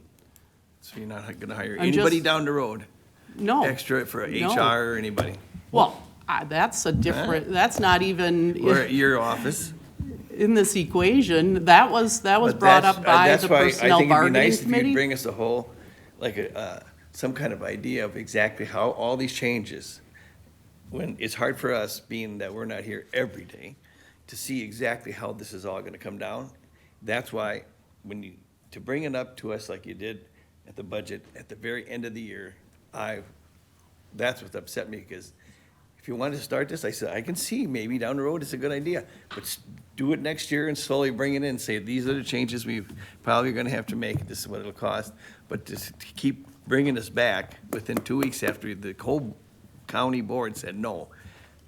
Well, see, and I I don't agree with that. interpreted that too as saying no to the extra $140,000 position. This is an additional $10,000 to get some extra supervisory help overseeing these ones. So that, I don't see it the same way. I'd like to see the whole reorganization too, of what, who's going where and what's gonna happen with all the If offices. somebody's here that will take the position, I have to assume we'd have to replace that person, correct? Amy's moving on, and Into you a- feel that there's somebody in, No, there's nobody internal that I know of. oh, there isn't, so No. we truly are gonna be Replacing, hiring hiring. somebody to replace Amy. Yes, yes. Yes. Ever. And, excuse me one more time, and where is Amy going again? To Health and Human Services. They're short, They have a lead fiscal associate position open. that's Yep. been open, Yes, okay. So how many That people will be in posi- that- HR? That position was funded with state funds, correct? that's correct. Yeah. Yeah. Yeah. State and/or fed, but outside of county funds. That's right. Right. Yeah. And Amy has an interest in that position. She is a lifelong learner, and she has interest in continuing to grow her knowledge and understand the human services. And they have a very complicated financial piece where they have a lot of grants that come into that. So she'll be a real asset to that area that will really help us, which they've already made some good strides in how they're accessing their funds and tightening things up. So With her expertise there as well, I can see that we're going to continue to see improvements in HHS. Question for you, Rebecca. Did you say at the beginning of this presentation that this came from personnel bargaining? Yes. Or was approved by personnel bargaining? That's correct. And they have 5 supervisors on their committee? Yes, Right, correct? yes. Okay.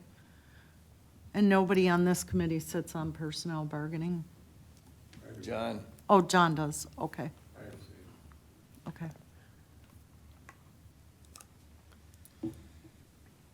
and I mean, we can, I don't quite understand this because there's no action in this, on the agenda. So all we can, I mean, we can't even make a motion to turn it down because there's no action. So what's the sense of it? So, You're not asking for an approval because there's no discussion or action, so. Right. So there's nothing. so the Why are question we talking is about it? the next steps to Susan, I guess. So Bridget, you're saying the personnel already, they had this in front of them They to already- approve it. Yeah, Well, so they did approve it. And my question I don't is, know about other, that. other than information, what, there's They did no, approve it. there's no 4 to additional 1. monies. Right. So this conversation is strictly for informational purposes, basically. it doesn't require It action. do- Well, no, it It- doesn't, right. Because, based on the fact that this is a reclassification, I'm assuming that it would be the administrator's prerogative, given the fact that they've already discussed it with personal bargaining as well, that this is just a reclassification and a change that is being made by the administrator. Is that what, That's kind of you're in where, agreement yeah, I'm not sure I- that we have any role to play? in this. So as I understand it, the reclass was done by PB. Yep. As I understand looking at this, the difference in the amounts is between 70 plus. There's some spare change there in 80,000, so really $10,000 or $9,000. And what I'm hearing is that that's from the administrator's own budget. It's not being taken from any other department. It's coming from specifically administration's budget. As long as it's within her own department, No. we don't, She's moving departments. The person's actually moving departments. No. no. She's going to HR, you said, Amy. But that's a totally different issue than this. Yeah, But- yeah. She's, He's going to So- HHS. Right. Well, first of all, Susan, I got that, it says in here, according to you, that meeting might have been even, the whole motion that they made might have been out illegal, because it says here, considering employment, promotion, compensation, performance, does say nothing about change positions. It says employment, promotion's not a promotion, and you created a position now, too. So I don't even know if that vote was legal at that last meeting they had with personnel. Because they discussion- quoted this when they went to closed session, and in order to have it legal, and you know, closed session, state statutes are pretty tough. You can't go to them for very many things, truthfully. And the one that you quoted just says, considering employment, promotion, compensation, or performance evaluation, that one, of any public employee or governmental body.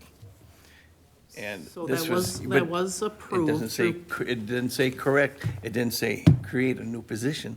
That was approved through Corp Council first, but just to signify, or just to clarify, the Was position. this, was that So I think approved, there's Susan? some things, you know, as long as it's consistent with that subsection 1C, as long as what was discussed during closed session was consistent, can fall under it, it's okay. But it has to fall under that subsection. And at that time, Ms. Bergeson, that was not a discussion to be shared publicly on the consideration of a move on her position. And so that's a personnel conversation in closed session. I just don't understand why voted, we went through all that, now you just didn't get your way, you turn it around and create this position.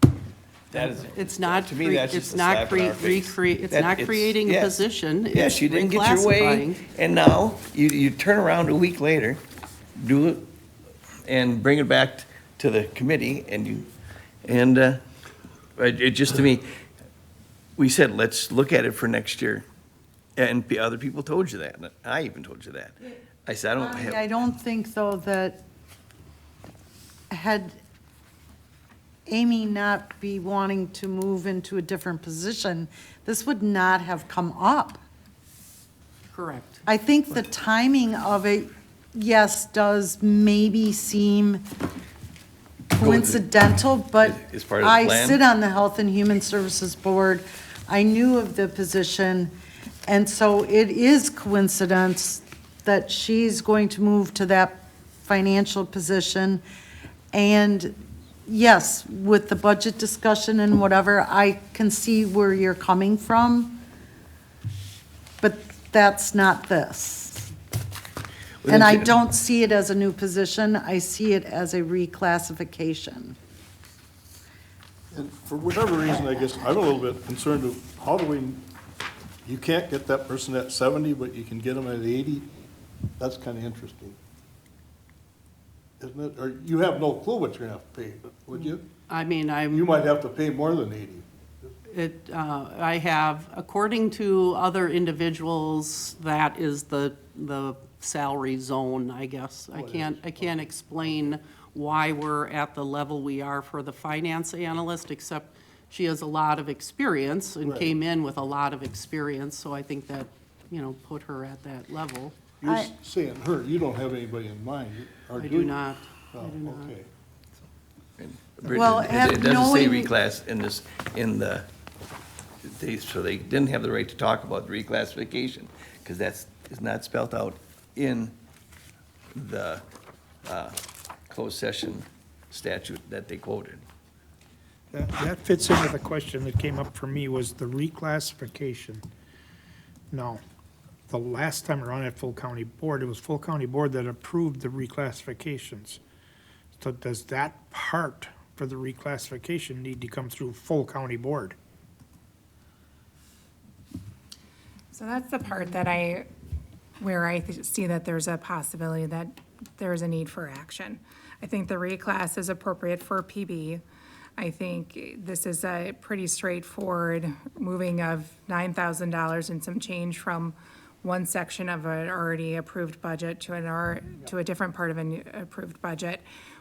The part that I don't know is whether reclassifications for departments are normally brought by their oversight committee, which would be here.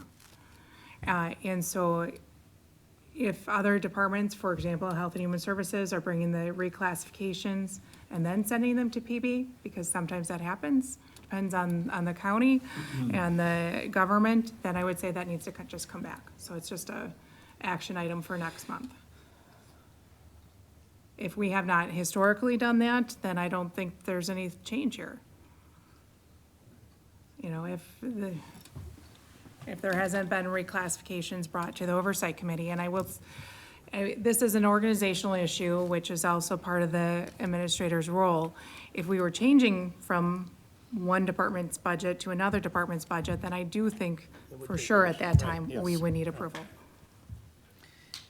But these monies would be within the same budget, correct? That's what I'm understanding. That's correct. So therefore, it's legitimate to be done the way it's done. The reclassification issue was the one that I'm confused on, or Yeah, questioning? my confusion lies where if this is an administrative duty, I guess I would say thank you for notifying us and making us aware. But again, is it our call, given that we have an administrator now? So I think that It should be our lies with call. corp counsel to determine Bridget, it that. should be our call. We still have to have some control over this county and how it operates. We have some say in that. Well, the state statutes determine State that, statute, so I they guess follow I would state leave it statute When they there. add the meeting. Mr. Chair, I don't know if you have that answer, but maybe somebody does. If personnel bargaining voted on this and okayed it, I think we have to vote on it, don't we? Or are we just left out of this all of a sudden, right? So if we have not typically, each standing committee Right. does not vote on those reclassifications, and They again, don't. Yeah. But personnel bargaining does. if it's only Okay, personal bargaining, okay, then we're fine. okay. I do think it's important to refer to Wisconsin Statute 5918, which is the county administrator statute. And I'm looking at duties and powers, I'm looking at specifically 2A, and the duty and powers of the county administrator. So this includes one of the enumerated powers, and that is coordinate and direct all administrative and management functions of the county government not otherwise vested by law and boards or commissions or other elected officers. So unless it's otherwise required by our ordinance, then it is something that can be internally done. And this would be, as I think Supervisor Larson just brought, more of an informational piece. Again, if there were coming out of different pots, that might be a different issue. I'm not hearing that based upon today's Where are discussion. they getting the $10,000 from? It's within the administration's professional services budget. I thought that was set up before for your government solution guys. We do have additional funds in there for government solutions, That's yes. what you say. Can we see a breakdown and see exactly how it comes? Sure, I can bring that back next month. Because it's easy to sit here and say, oh, it's in my budget when you need it. I think we should have some say in It looks to the, me sorry, that Doc. this isn't even going to the whole county board. No, This is done, so really, you're just telling us this is gonna be done. as long You as mean- the pots are consistent and are under administration, this is And then there's really informational. no reason to even Discuss it. discuss. We have opinions here, but I guess they don't Yeah. matter. Yeah, okay. I see it as, I- I'll call it similar to highway, where we've designated funds for this road, and now for whatever reason, we can't Right. do this. You're doing a different road. They do a different road. I kind of see that as Yeah, I a do. I a see parallel what to you- this. But do you change funding? You only use the funds you have to You go the don't, other as long road. as you use the funds that are already in the highway budget For roads. for road, Yeah. move it around. But if you go to the new road, do you add money or No, subtract no, money? no, then it would be a whole different ballgame. Mm-hmm. Because you're taking money out of another pot. Okay. Okay, I guess we're just done. I still think, I object to it because of the fact that the whole county board told her what direction to go in and totally took and changed directions and just I slapped think- everybody in the I- face. That's what I saw upsets that me. as more When of a somebody says that- financial decision, not a theory You decision. don't know, you're judging that. Right. As None of is- us know exactly why they voted. None of us I'm telling know. you how I Right. voted. I voted because of the money, and nobody told us a thing about it. I think it's, That, and then all of a sudden to I- throw it in front of you when you lay the I budget voted down. for a different reason, so I think that we'll never know probably, but But if they're gonna move money around, I would think we have no say in that at all either, Not no? within a budget. As long as it's within the approved budget already. So she can take money out of, let's see, highway and move it over No, to. no, No, no. no, that- no. It's Now in the you're budget, taking that's from- all in the budget. No, that's but a you're different taking that out of a department. Her different- budget. a She different just pot. says it's coming out of, it should be more of a line item, so you see exactly. I mean, what is your administration budget, 200,000, or what is it? We don't know where that money's going. I mean, that's why, one reason, when we went through the budget, it would've been nice to go through it a little bit more, so we can find out exactly what's going on in each department. We're losing total control. we were given a copy of the line item budget. I know, but we never got to go through it Heck, individually everybody was. with, Line by Everybody line. was Explain. given a copy. we were given a copy, but. Took an hour and a half. Yeah, to read it. But to So- go through it, and that's what you should do a budget, is go through it, one item, and say, okay. I did go through I the did line too, item but and here, so asked we my get an questions to the people that it would concern. I did do that with the budget. I was waiting and under the impression that we were gonna do it like we always did it, go through it one line at a time. I know, we So- gotta move on, I know. I was just gonna Susan say, has to something. resolve this issue, perhaps next month, just as an informational item, Rebecca can bring back, just so you can see that amount removed from the administration budget. Yes. Line A to line B Yes. within the I administration will budget. do that. Yep, that'd be good. Yep. Okay, the next one, I'm a little confused about, but I didn't have time to ask about it. It's a discussion on tax levy freeze adjustment with my name attached. I really don't know what's up. Who's gonna inform me? That was the Forest County resolution that was sent over, I'm sorry. the Forest County resolution. Okay, that's right, I did look at that somewhere. Does anybody have a starter for us on that? Where did I put that?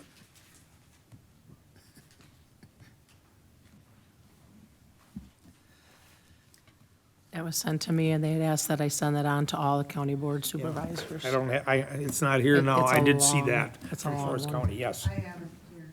okay.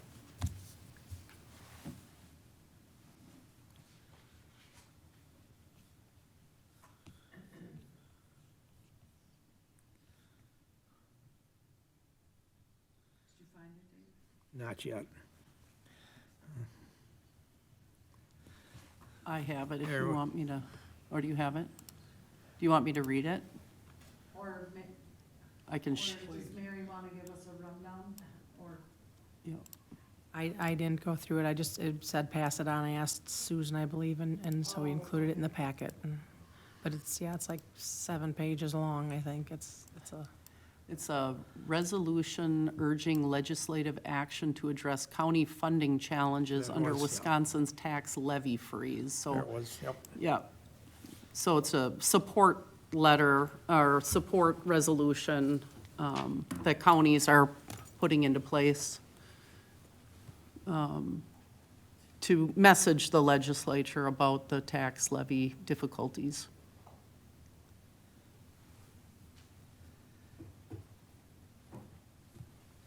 You have, I'm not finding what I'm looking for. Do you have what the letter said in front of you? I do, and yes, it is a lengthy resolution. I can read the be it resolved if you want. Yeah, go ahead, Susan. There's one paragraph in here that kind of sums most of it up, so. So I'll read the be it resolved. It's an 18-page document, so it is quite long. I have it numbered as number 16. I think that would make sense. Forest County resolution regarding levy freeze adjustment. I think I'm on page 4 of 18 where I have the be it resolved. It says be it, actually, there's one more above that. I apologize. I'm gonna go up just to read the first one. Now therefore be it resolved, again, this is from Forest County, so this is just for this county's consideration, given what Mary has presented. Now therefore be it resolved that the Forest County Board of Supervisors hereby urge the Wisconsin Legislature to enact legislation allowing counties to increase their annual property tax levies by up to 3.5% or the rate of inflation as measured by the Consumer Price Index, parenthetical CPIU, or a combination of CPI and population growth, whichever is less. Be it further resolved, the Wisconsin Legislature will also review the counties that have not benefited from the current laws regarding the new construction and TID increases as indicated by their less than 2% total new construction adjustment from 2005 to 2023. These counties will receive an equity adjustment spread over the first 3 years of enactment.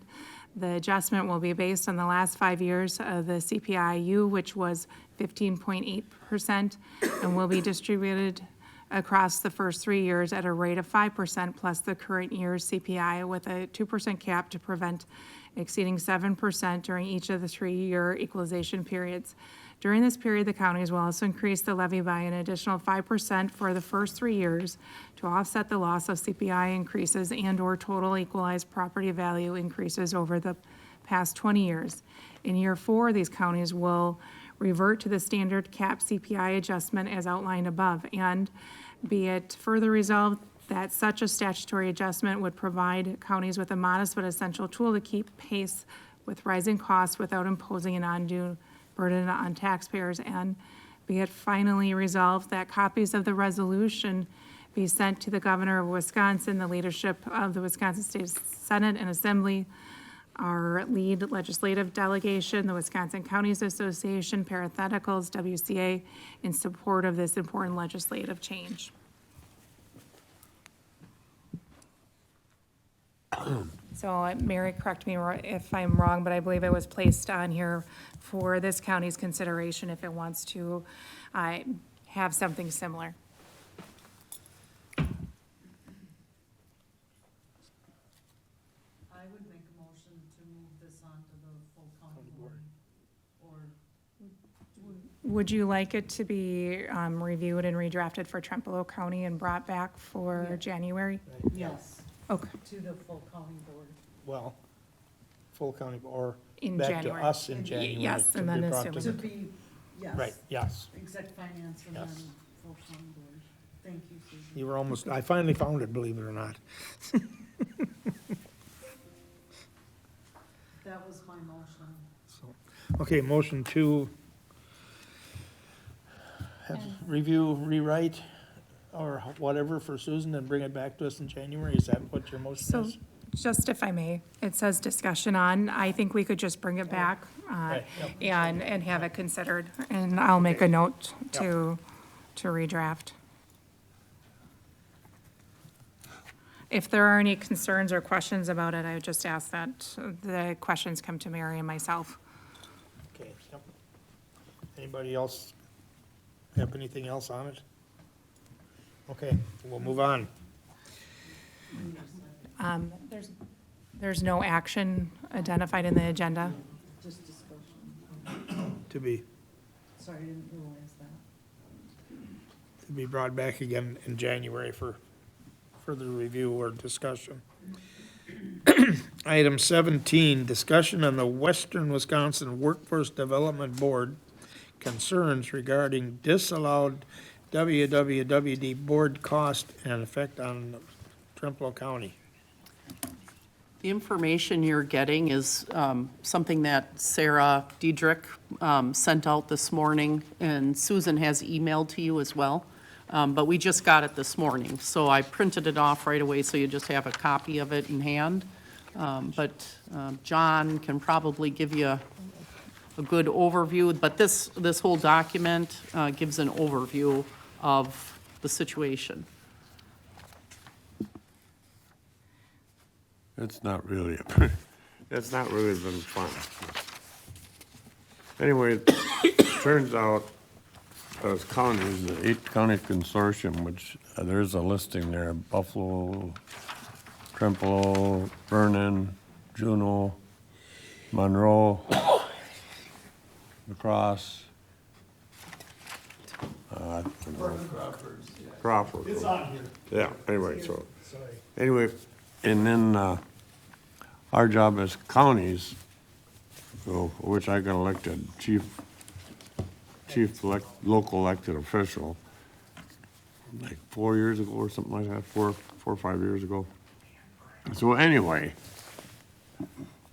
it turns out that we used to meet 4 times a year, which is not a big deal, and our job was to basically appoint the Workforce Development Board. It turns out when you really dig into it, is that counties, if the Workforce Development Board makes a bad decision, or the directors, and we've had 3 bad ones in a row, make a bad decision, the counties are responsible for it.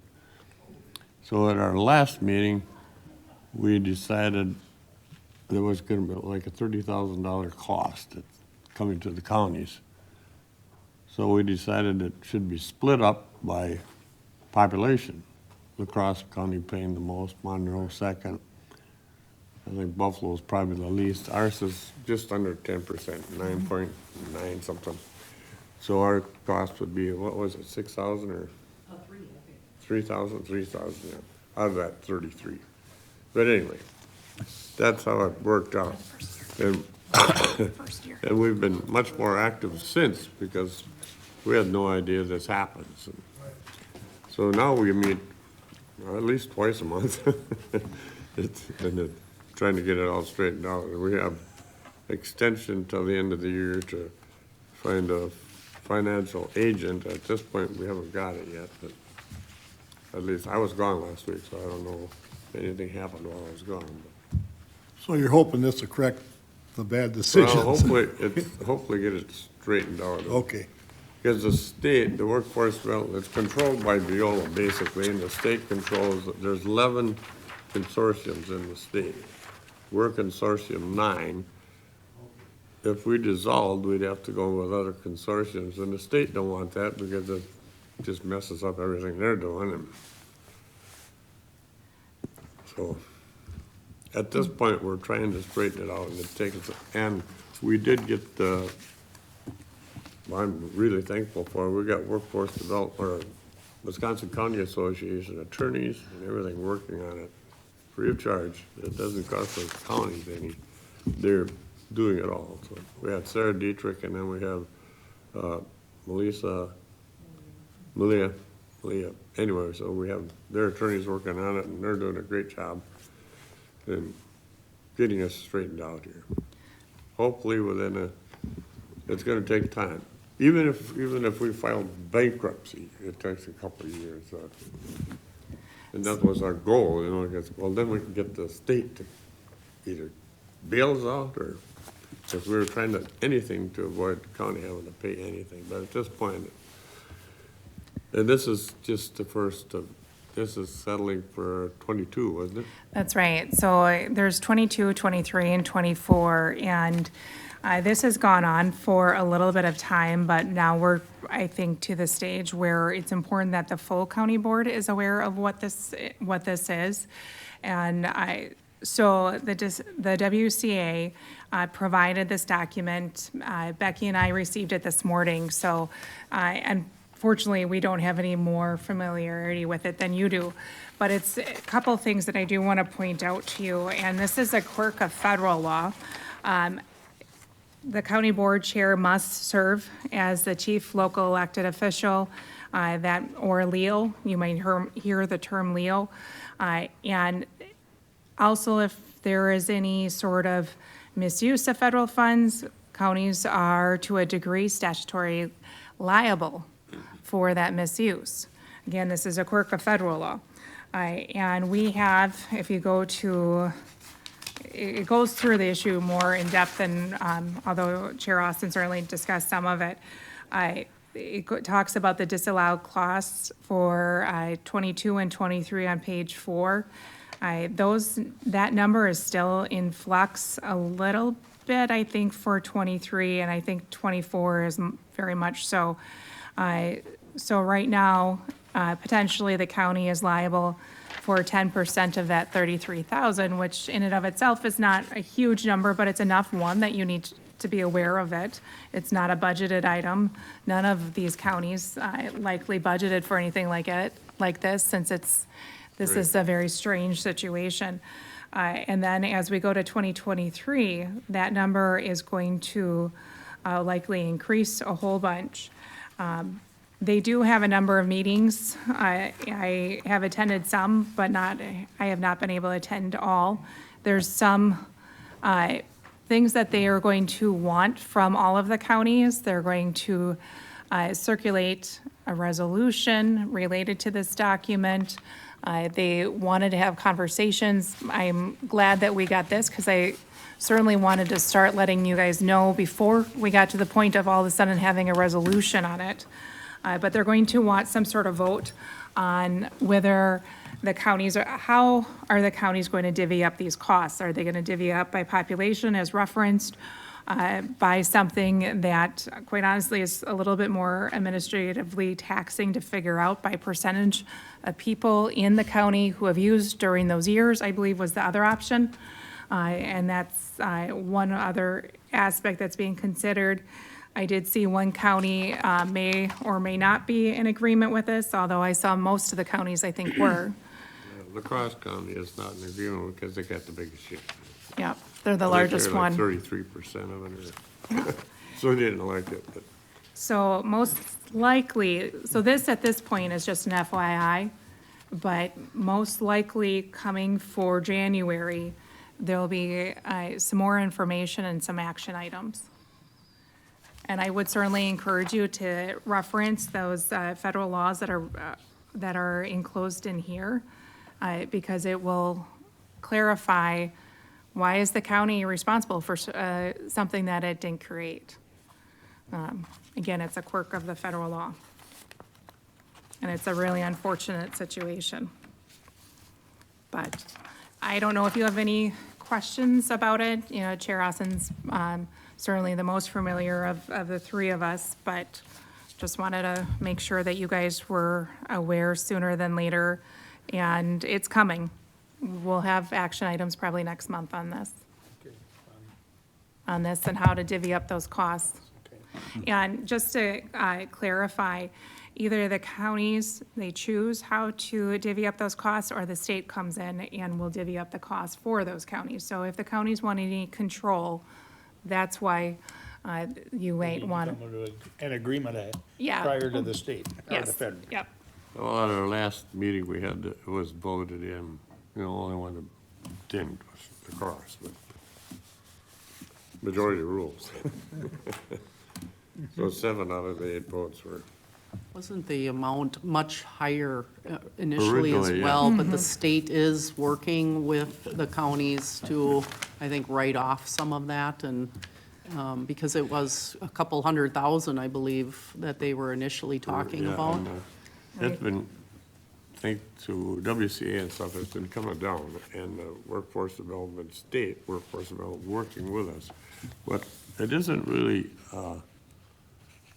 funds are stolen or anything like that. It's just like they were misallocated and they didn't put the costs in right and stuff, so they disallowed the funds that were used. And we always got some strict rules. They have to move right by the book. Some of them we've been able to straighten out since and get some of the money back. So right now, it's $30,000, am I correct? For the Uh, whole, That's just for 2022. oh, that's just 22. They're in, But I mean, that would only be This has happened in the less than past. 4,000 a county, so lacrosse couldn't be really too high, can it? it's more for 2023 when we're talking about almost 353,000. Oh, okay. There is a potential for the governor to waive some or more of these, but so they're working that angle concurrently, but we still have to work on this angle if that doesn't happen. Right.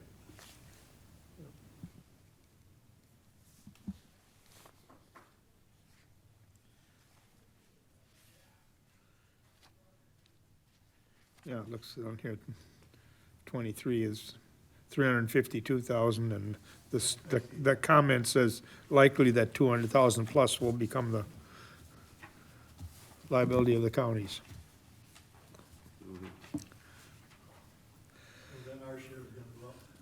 Yep.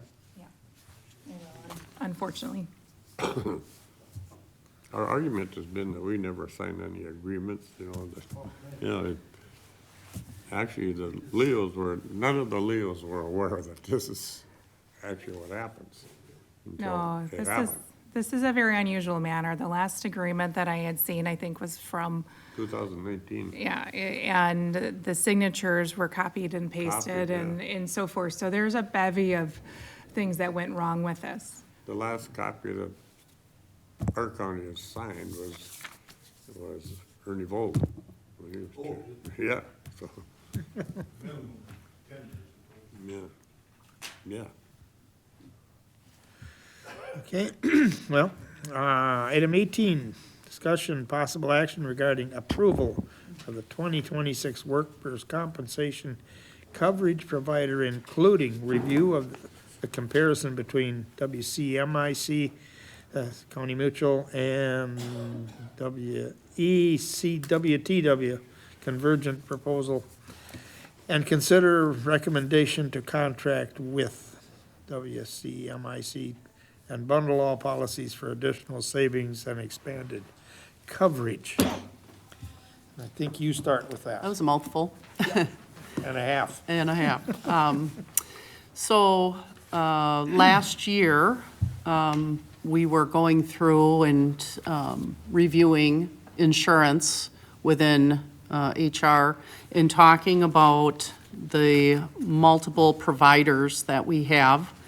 And my question at that time is could we get everything under Wisconsin Counties Mutual? Because I feel strongly about supporting them as our state legislative group as far as our lobbying group.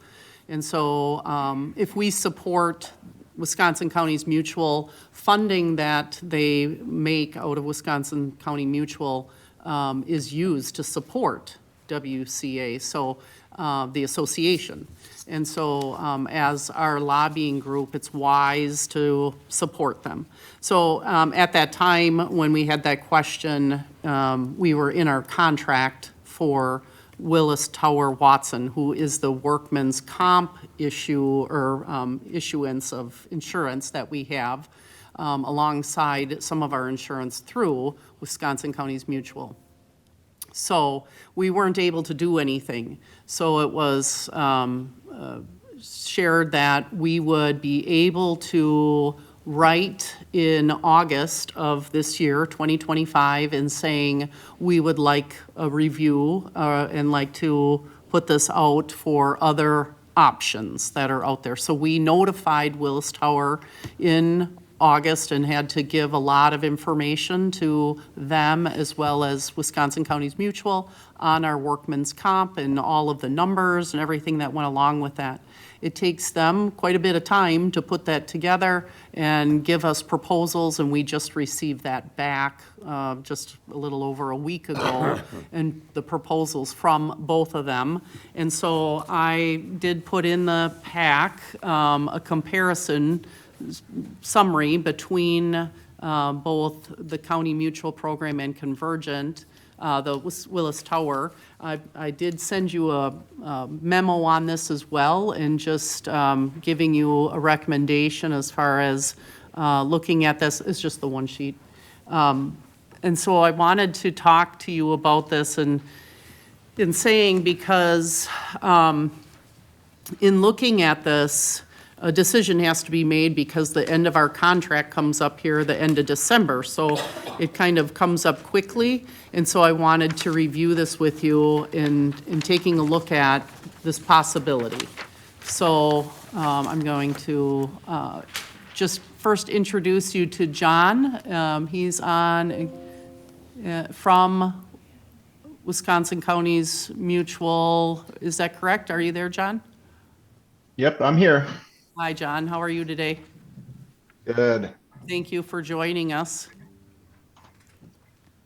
So, looking at the proposal, just a moment here, I'm going to share this on screen. I did a comparison for you. In looking at the total annual cost, right up at the top, County Mutual is less expensive. There are some things that are not included in the Willis Tower as far as that are generally all within this number. So while I think if you look at the way I'm trying to explain this, is Willis Towers themselves, their bid is less than the 178, but the 178 includes, because they put out claims administration out of them so that they have someone bid in at $27,000. They put out the nurse triage piece. That's also a part of their 178. And this Medicare reporting part that they also add into that 178. I think overall, we're getting a good product through Willis Tower. That's not the consideration. It's more looking at Wisconsin County Mutual. We can receive extra programming and things through them that is included, that through Willis Tower is not included, so we do receive a better just overall product. Then I think one additional piece is because we're bundling our other insurance with this insurance, we could potentially see this increase savings of the additional 10,300. So overall, we'd see close to a $20,000 savings by going with Wisconsin County Mutual. I think the bigger thing, again, is to remember is just looking at, there is the cost savings, but it's also receiving some extra services at no additional cost. And as well as, again, the bigger piece is what I just always appreciate Wisconsin Counties Association and Counties Mutual and how that is supporting us as an entity. So I go back to, again, if at all that we can participate in supporting them, I think that's wise and good for our county overall. So my recommendation would be to move to Wisconsin Counties Mutual. I'll let John jump in if you want to just give an overview, I guess, it would be helpful. Yeah, sure. Did you want me to share the slides that I shared with last week? And I mean, I can just talk about them. I mean, I guess I don't need to share them. I can just kind of give a If quick you overview want, of if you want to what we bring do. them up, you can, that's fine, if you want to go through those. All right, one second here.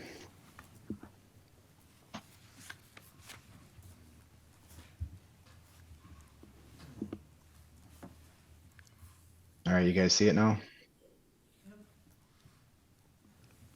Yep, we can see it.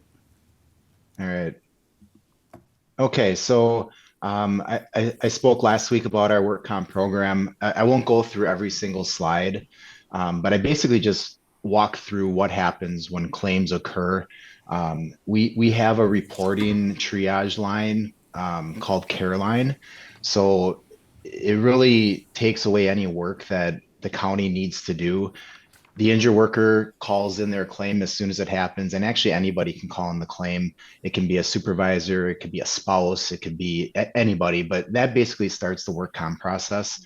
And Caroline, they will do or complete a first report of injury, which is required, and they'll send it over to us. We'll put a claim into our claim system, and then Trempealeau, whoever would be the contact people, would receive an email with the claim number and adjuster information right from the start. So that all happens like same day. As it was mentioned in the slides earlier, there's no cost to the employer. County Mutual handles all the costs for the intake and setting up the claims. So we have incident only claims, medical only claims, indemnity claims, and they get assigned based on how severe the injury is or what type of treatment they need. So our adjuster investigates the claim. They'll get wage information if there's lost time, contact all the parties, like a 3-point contact within 24 hours. Our adjusters will handle the medical and disability management. We have nurses that work with us, either a field nurse or a telephonic nurse. If we need to have somebody at the appointments, we'll have a field nurse attend those appointments and give everybody updates. The nurses will give updates to the adjuster and the employer after each appointment. Return to work, we work with all the counties that we insure on getting people back to work as soon as possible. So as soon as we know somebody's out of work, we will work with the contact at Trempealeau to find out, what work's available for them to come back to. And as soon as they are released to return to work, we'll work on getting them back to work within the restrictions that are assigned by their doctor. Subrogation, we pursue subrogation all the time. Counties, restitution when there's charges filed. A lot of big thing we see is suspects fleeing or altercations with police officers. If charges are filed, we'll have restitution ordered and recoup that. Dog bites, MVAs, motor vehicle accidents, things like that. So those are all subrogation opportunities that we pursue. Litigation, we have attorneys that we work with if a claim's denied or if the injured worker obtains an attorney. We'll work with our attorney through the litigation process and then keep you guys informed as to what's going on litigation-wise and if there's any settlement opportunities. Form work, we handle all the form work with DWD, so there's nothing for you guys to do from that end. File closures, we obviously close files whenever we need to or whenever it's appropriate. And then, so we have Guardian Managed Care. So County Mutual is owned by Charles Taylor, which is a larger TPA. And within Charles Taylor, Guardian Managed Care Solutions are telephonic and field nurse. So they're part of Charles Taylor Company as well. Paradigm is our Caroline provider who does all of our intake. And if our nurses are unable to cover for appointments, we use Paradigm for coverage if needed. We have a pharmacy benefit manager program, Elias. So if somebody needs a prescription, that's the company that we send them to. When a claim comes in, if it's an accepted claim, we just hit yes for pharmacy, and then Elias gets a feed overnight saying, okay, this person has a work comp claim, and then they get a pharmacy card sent to them. The Medicare reporting stuff is all done through Alan Coba, which is also a part of Charles Taylor. So they do all of our Medicare reporting on claims which need to be reported to Medicare, and they address any conditional payment liens. So like if we have an open claim, but somebody goes to the doctor and they submit it to Medicare, there's a lien from Medicare. So anytime Medicare is paying for something that we should be paying for, Alan Coba would address those situations with us. Medicare set-asides are for claims that settle when somebody's on Medicare. Doesn't happen too often, but that's who we would use for MSAs. And then independent medical exams, if we ever need to send somebody for another appointment to try to get another opinion, or if we think that they're still treating but they should be done, we have different vendors that we use for IMEs. And then our defense attorneys are, we have about 4 or 5 of them that we use pretty consistently for any litigating claims. So that's kind of a brief overview of what we have to offer. County Mutual insures 54 of the 72 counties for work comp. So our adjusters, I mean, we do counties, cities, villages, municipalities, and then we have some school districts as well, but 99% of our work is with counties, cities, villages. So all of our adjusters are well versed in what issues are out there with counties, types of injuries that we normally see, the types of employment or positions that people are in. So we've, counties kind of are similar across the board, regardless of where they are. We see the same types of injuries from the same type of workforce. So we definitely have a good handle on what is presented to us when claims come in for counties. Is there anything else you wanted to cover? Does anybody have any questions? Well, maybe just a moment, we will. I just wanted to thank you. That's helpful, and certainly we know your Wisconsin County Mutual's track record, so appreciate that. I think just to, again, back up, and when we got the proposals back, part of the conversation was about what are the, what's the transition look like if we were to move to this?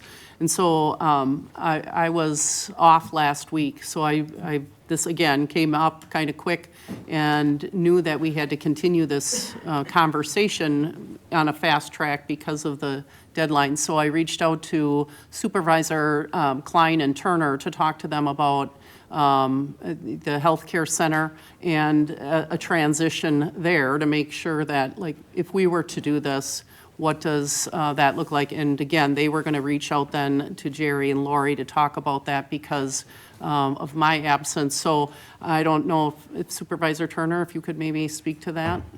Yeah, we did reach out to the healthcare center because 59%, about 59% of the workman's comp employees are at the healthcare center. So we wanted to reach out to them. We also knew that some of their workman's comp injuries are a little bit different than maybe highway or somebody that works within the building here. I kind of have a laundry list. I know Stacy reached out on behalf of us and asked Amy some really pertinent questions that the healthcare center was concerned about. One of the things that the healthcare center does is they pay in 10 monthly installments, and Amy had assured them that this is still something that they can do.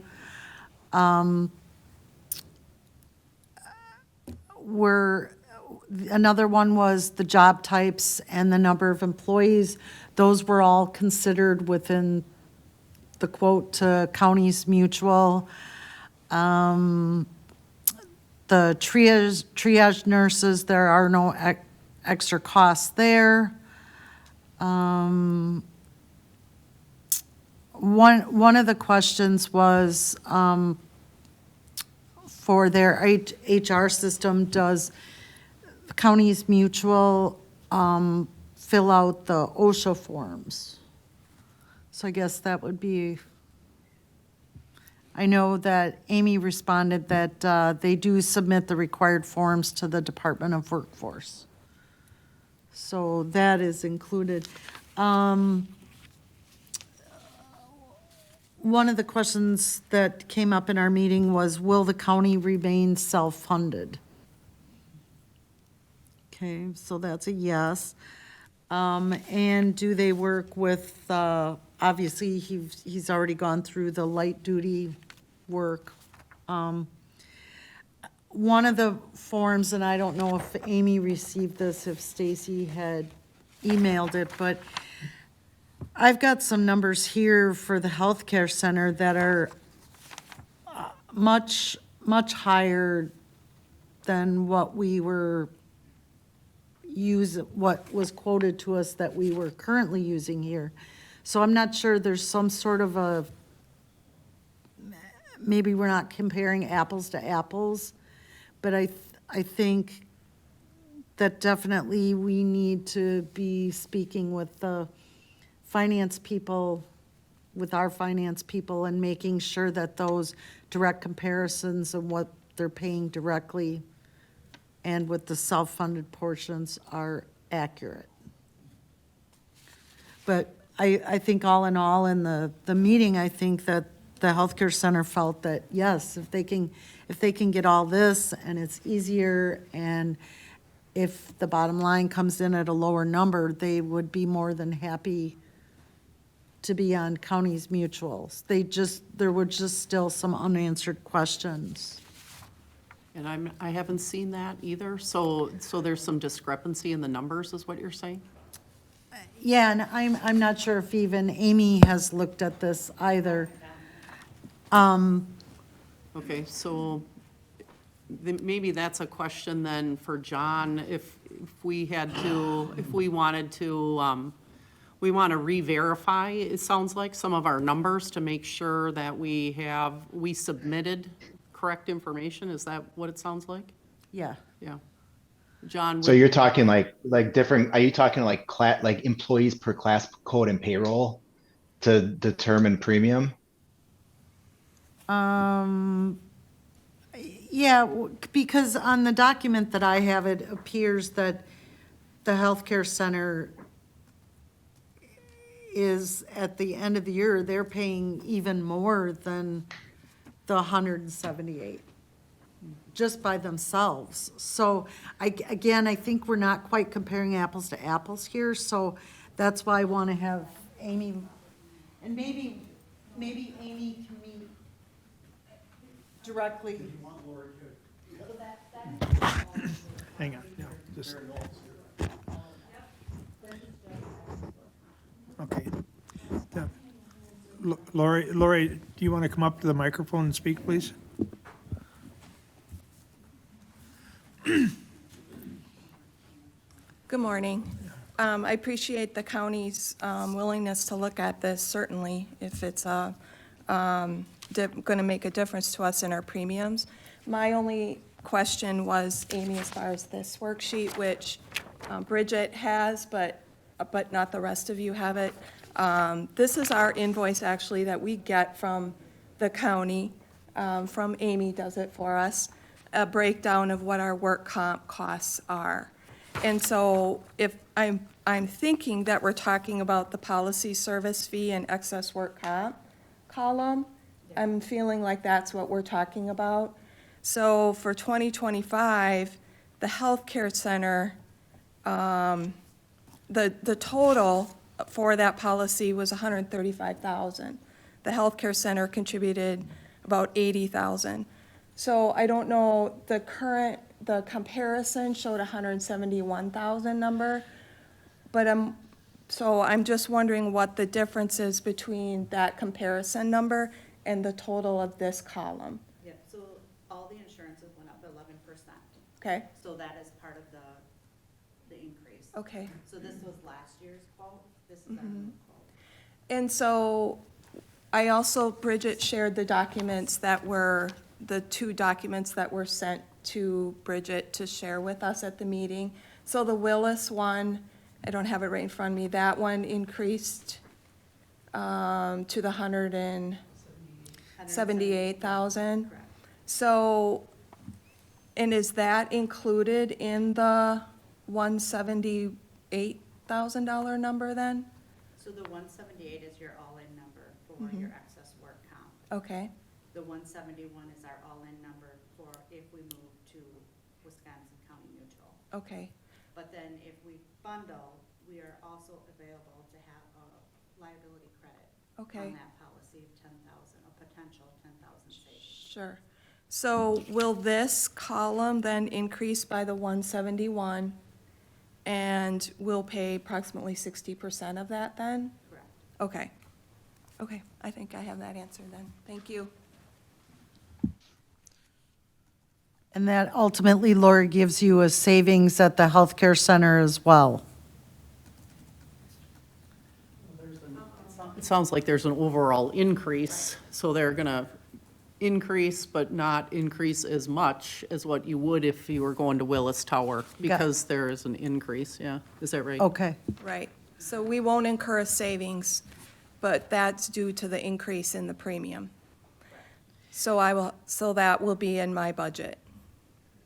I'll have to take that from my budget for that increase. And this email that, it looks like you nor Jerry was on this email that Amy had sent back to Stacy, but I can forward you those answers and Okay. Jerry. Okay? Yes. Okay.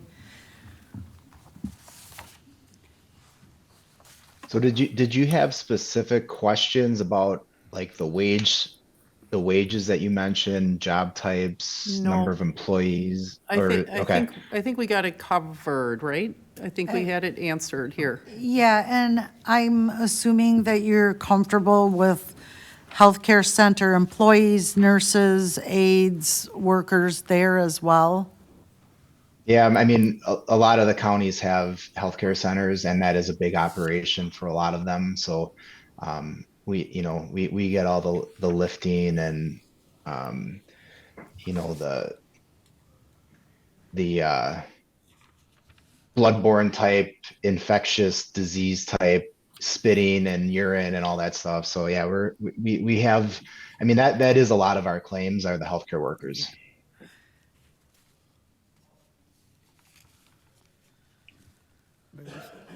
Couple of things that come to me for a question here. Under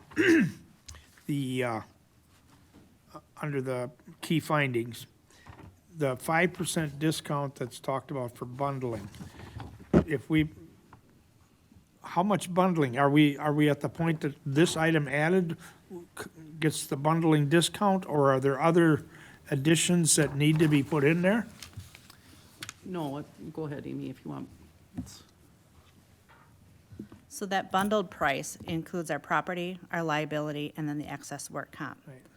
We do get some sort of a bundling for the property and liability portion, but that 5% would be on top if we bundled the excess work comp. Okay, so these other items are already with this company? Okay, that's what I was asking.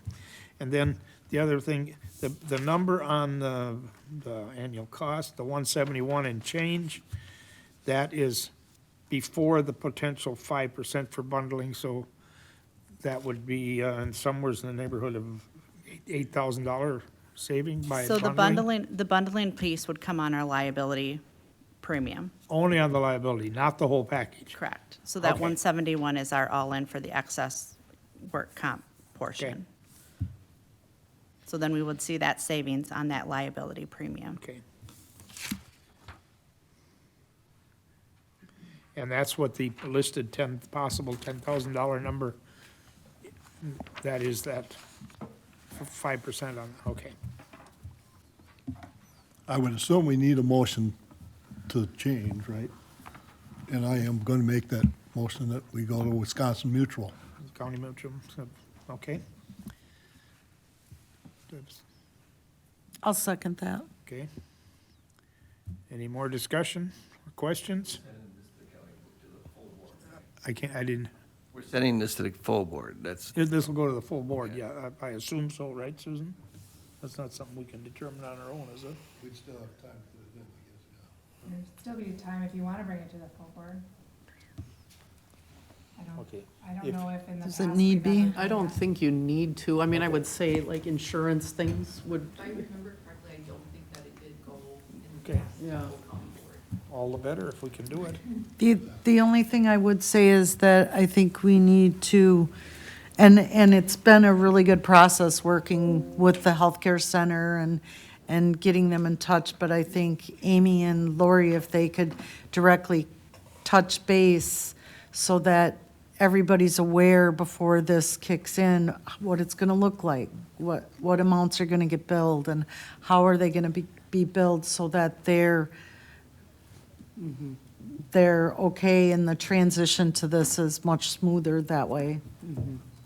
So, and this is a good apples to apples compared to what we had. it's a lot of information. It's been a lot of information, and so I know it looks maybe a little bit haphazard here, but I think it makes sense overall. The only concern is the transition from one to the next, but I think it's definitely worth the savings and what's included it's versus not the other apples to company. apples It's then. more of a solid number, and there's not as many unknown numbers. So it makes it much easier to budget for both the healthcare center and the courthouse here, Jerry, you have and the something? highway department. Thank you for coming out to meet with us. I'm sure everyone's already thought of this. Notice to the current company, has that been, if you're looking at making a motion so. to transition? yep, we've already given them that as a part of the whole process. Okay, Yep. thank you. As far as it going to the whole board, And last time we remember, maybe going to the whole board was self. That's only going to the full board. John, can you maybe speak about the transition piece and the support that you provide? Yeah, usually, what I would propose or recommend is either, I know 1/1 is obviously over the holidays, but I would come and visit with you guys with the adjuster assigned to your account. And what we've done with other counties is we try to get like all the supervisors, and if you guys have like a meeting coming up where everybody's all together, but we were just down in Reedsburg a few months ago where Sauk County and they had a meeting for all their supervisors, and we literally like went over like this same slide but in a little bit more detail, just so all the supervisors know like what happens, and they know the entire process from start to finish so that nobody has any questions versus us just talking to a couple people and then it kind of getting passed down the pipeline. But I think the best way to transition, and so everybody in the county, at least the supervisors, are on board and aware of what the process is to meet in person. I mean, we can certainly do a video call as well, but I like to do it in person if at all possible. But Can I clarify, when you say supervisors, are you saying county board supervisors or department heads? no, department, Yeah, yeah. yeah, So okay. the people who are in the weeds with the Yeah. injured workers when they get hurt, yeah. And then, I mean, that at least lets them see a face to the name, and they can ask questions and we can give them all the information that we need. I mean, other than it's new people and probably a different reporting system, like how you report the claim. But we have little cards that, like business cards, that some counties give it to every one of their employees. We have posters, for the Caroline number. So just education. The biggest thing is once a claim happens, report it. Like that's really the biggest thing that needs to be done. But you know, from a claim handling standpoint, it would just be one adjuster. So you're always going to have the same contacts. So that part of it's is pretty simple. But you know, work comp is work comp. It shouldn't be too different from, you know, if you guys are moving from one to another. I think, you know, obviously the adjuster makes a huge difference. And you know, as an employer, I would want to be comfortable that the adjuster is on top of things or returning phone calls, things like that. But you know, the work comp process itself, you know, we're here to educate people. It's not easy. You know, I've been doing this for 28 years and I see something new every day with work comp. So, you know, there are questions. It's not black and white. It's a very gray part of the system, but you know, we're here to help and walk you through that process. But you know, definitely, I think an in-person meeting would be beneficial if that's something that we could set Yeah, up. we have here set up December 18th at 1 PM with department heads if you'd be available. I wonder if it would be beneficial, Jerry, if you'd have if you could coordinate something that day as well with your team? Yes, if I could, John, get your contact information, and we could coordinate something on the same day with the healthcare center team. Perfect. What do you think, John? Does that day look good? Otherwise, we can find another day. Yes, I think that they definitely have enough supervisors and/or people out at the healthcare center that they would need all of that information. And then we could all. Yeah, that day looks good for me. I'm in central Wisconsin, so I'm in Wausau, so I'm a couple hours away, but just as long as it's not like 8 a.m. But yeah, I mean, I could definitely make it out there, and I can see if Christy would be able to come as well. She lives in Point, so she's not too far from me. We'll Okay. be very flexible. Awesome. I will connect. Were you able to hear that? Jerry said they could be very flexible. Okay. Yeah, we can make it work. Yeah, John, I'll connect you with Jerry and myself, then we can get that scheduled. Okay. Okay, anything else on the workman's comp before we call the vote? Hearing nothing, it's money issues again, so. Bridget? Turner, yes. Yes. Yes. Addie? John? Yes. And Dave, yes. So, we move on with that. Item 19, confirm the next date, January 5. Any conflicts All with right. that? I'll log off. So nice talking to everybody. Reach out if you guys have any questions. Thanks for attending, John. Thank you. You bet. Thank you. Did you skip number 6? Number 6. Oh. No, I looked at it. Huh? That's, well, it might just be a state, if you look back over the years, there's usually 1 or 2 months of way down, and the next month it makes up. I'm hoping that's the case. So. It may have, it may have. Right.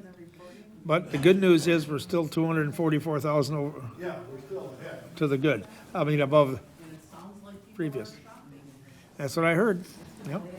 Credit cards aren't full yet, I guess. So,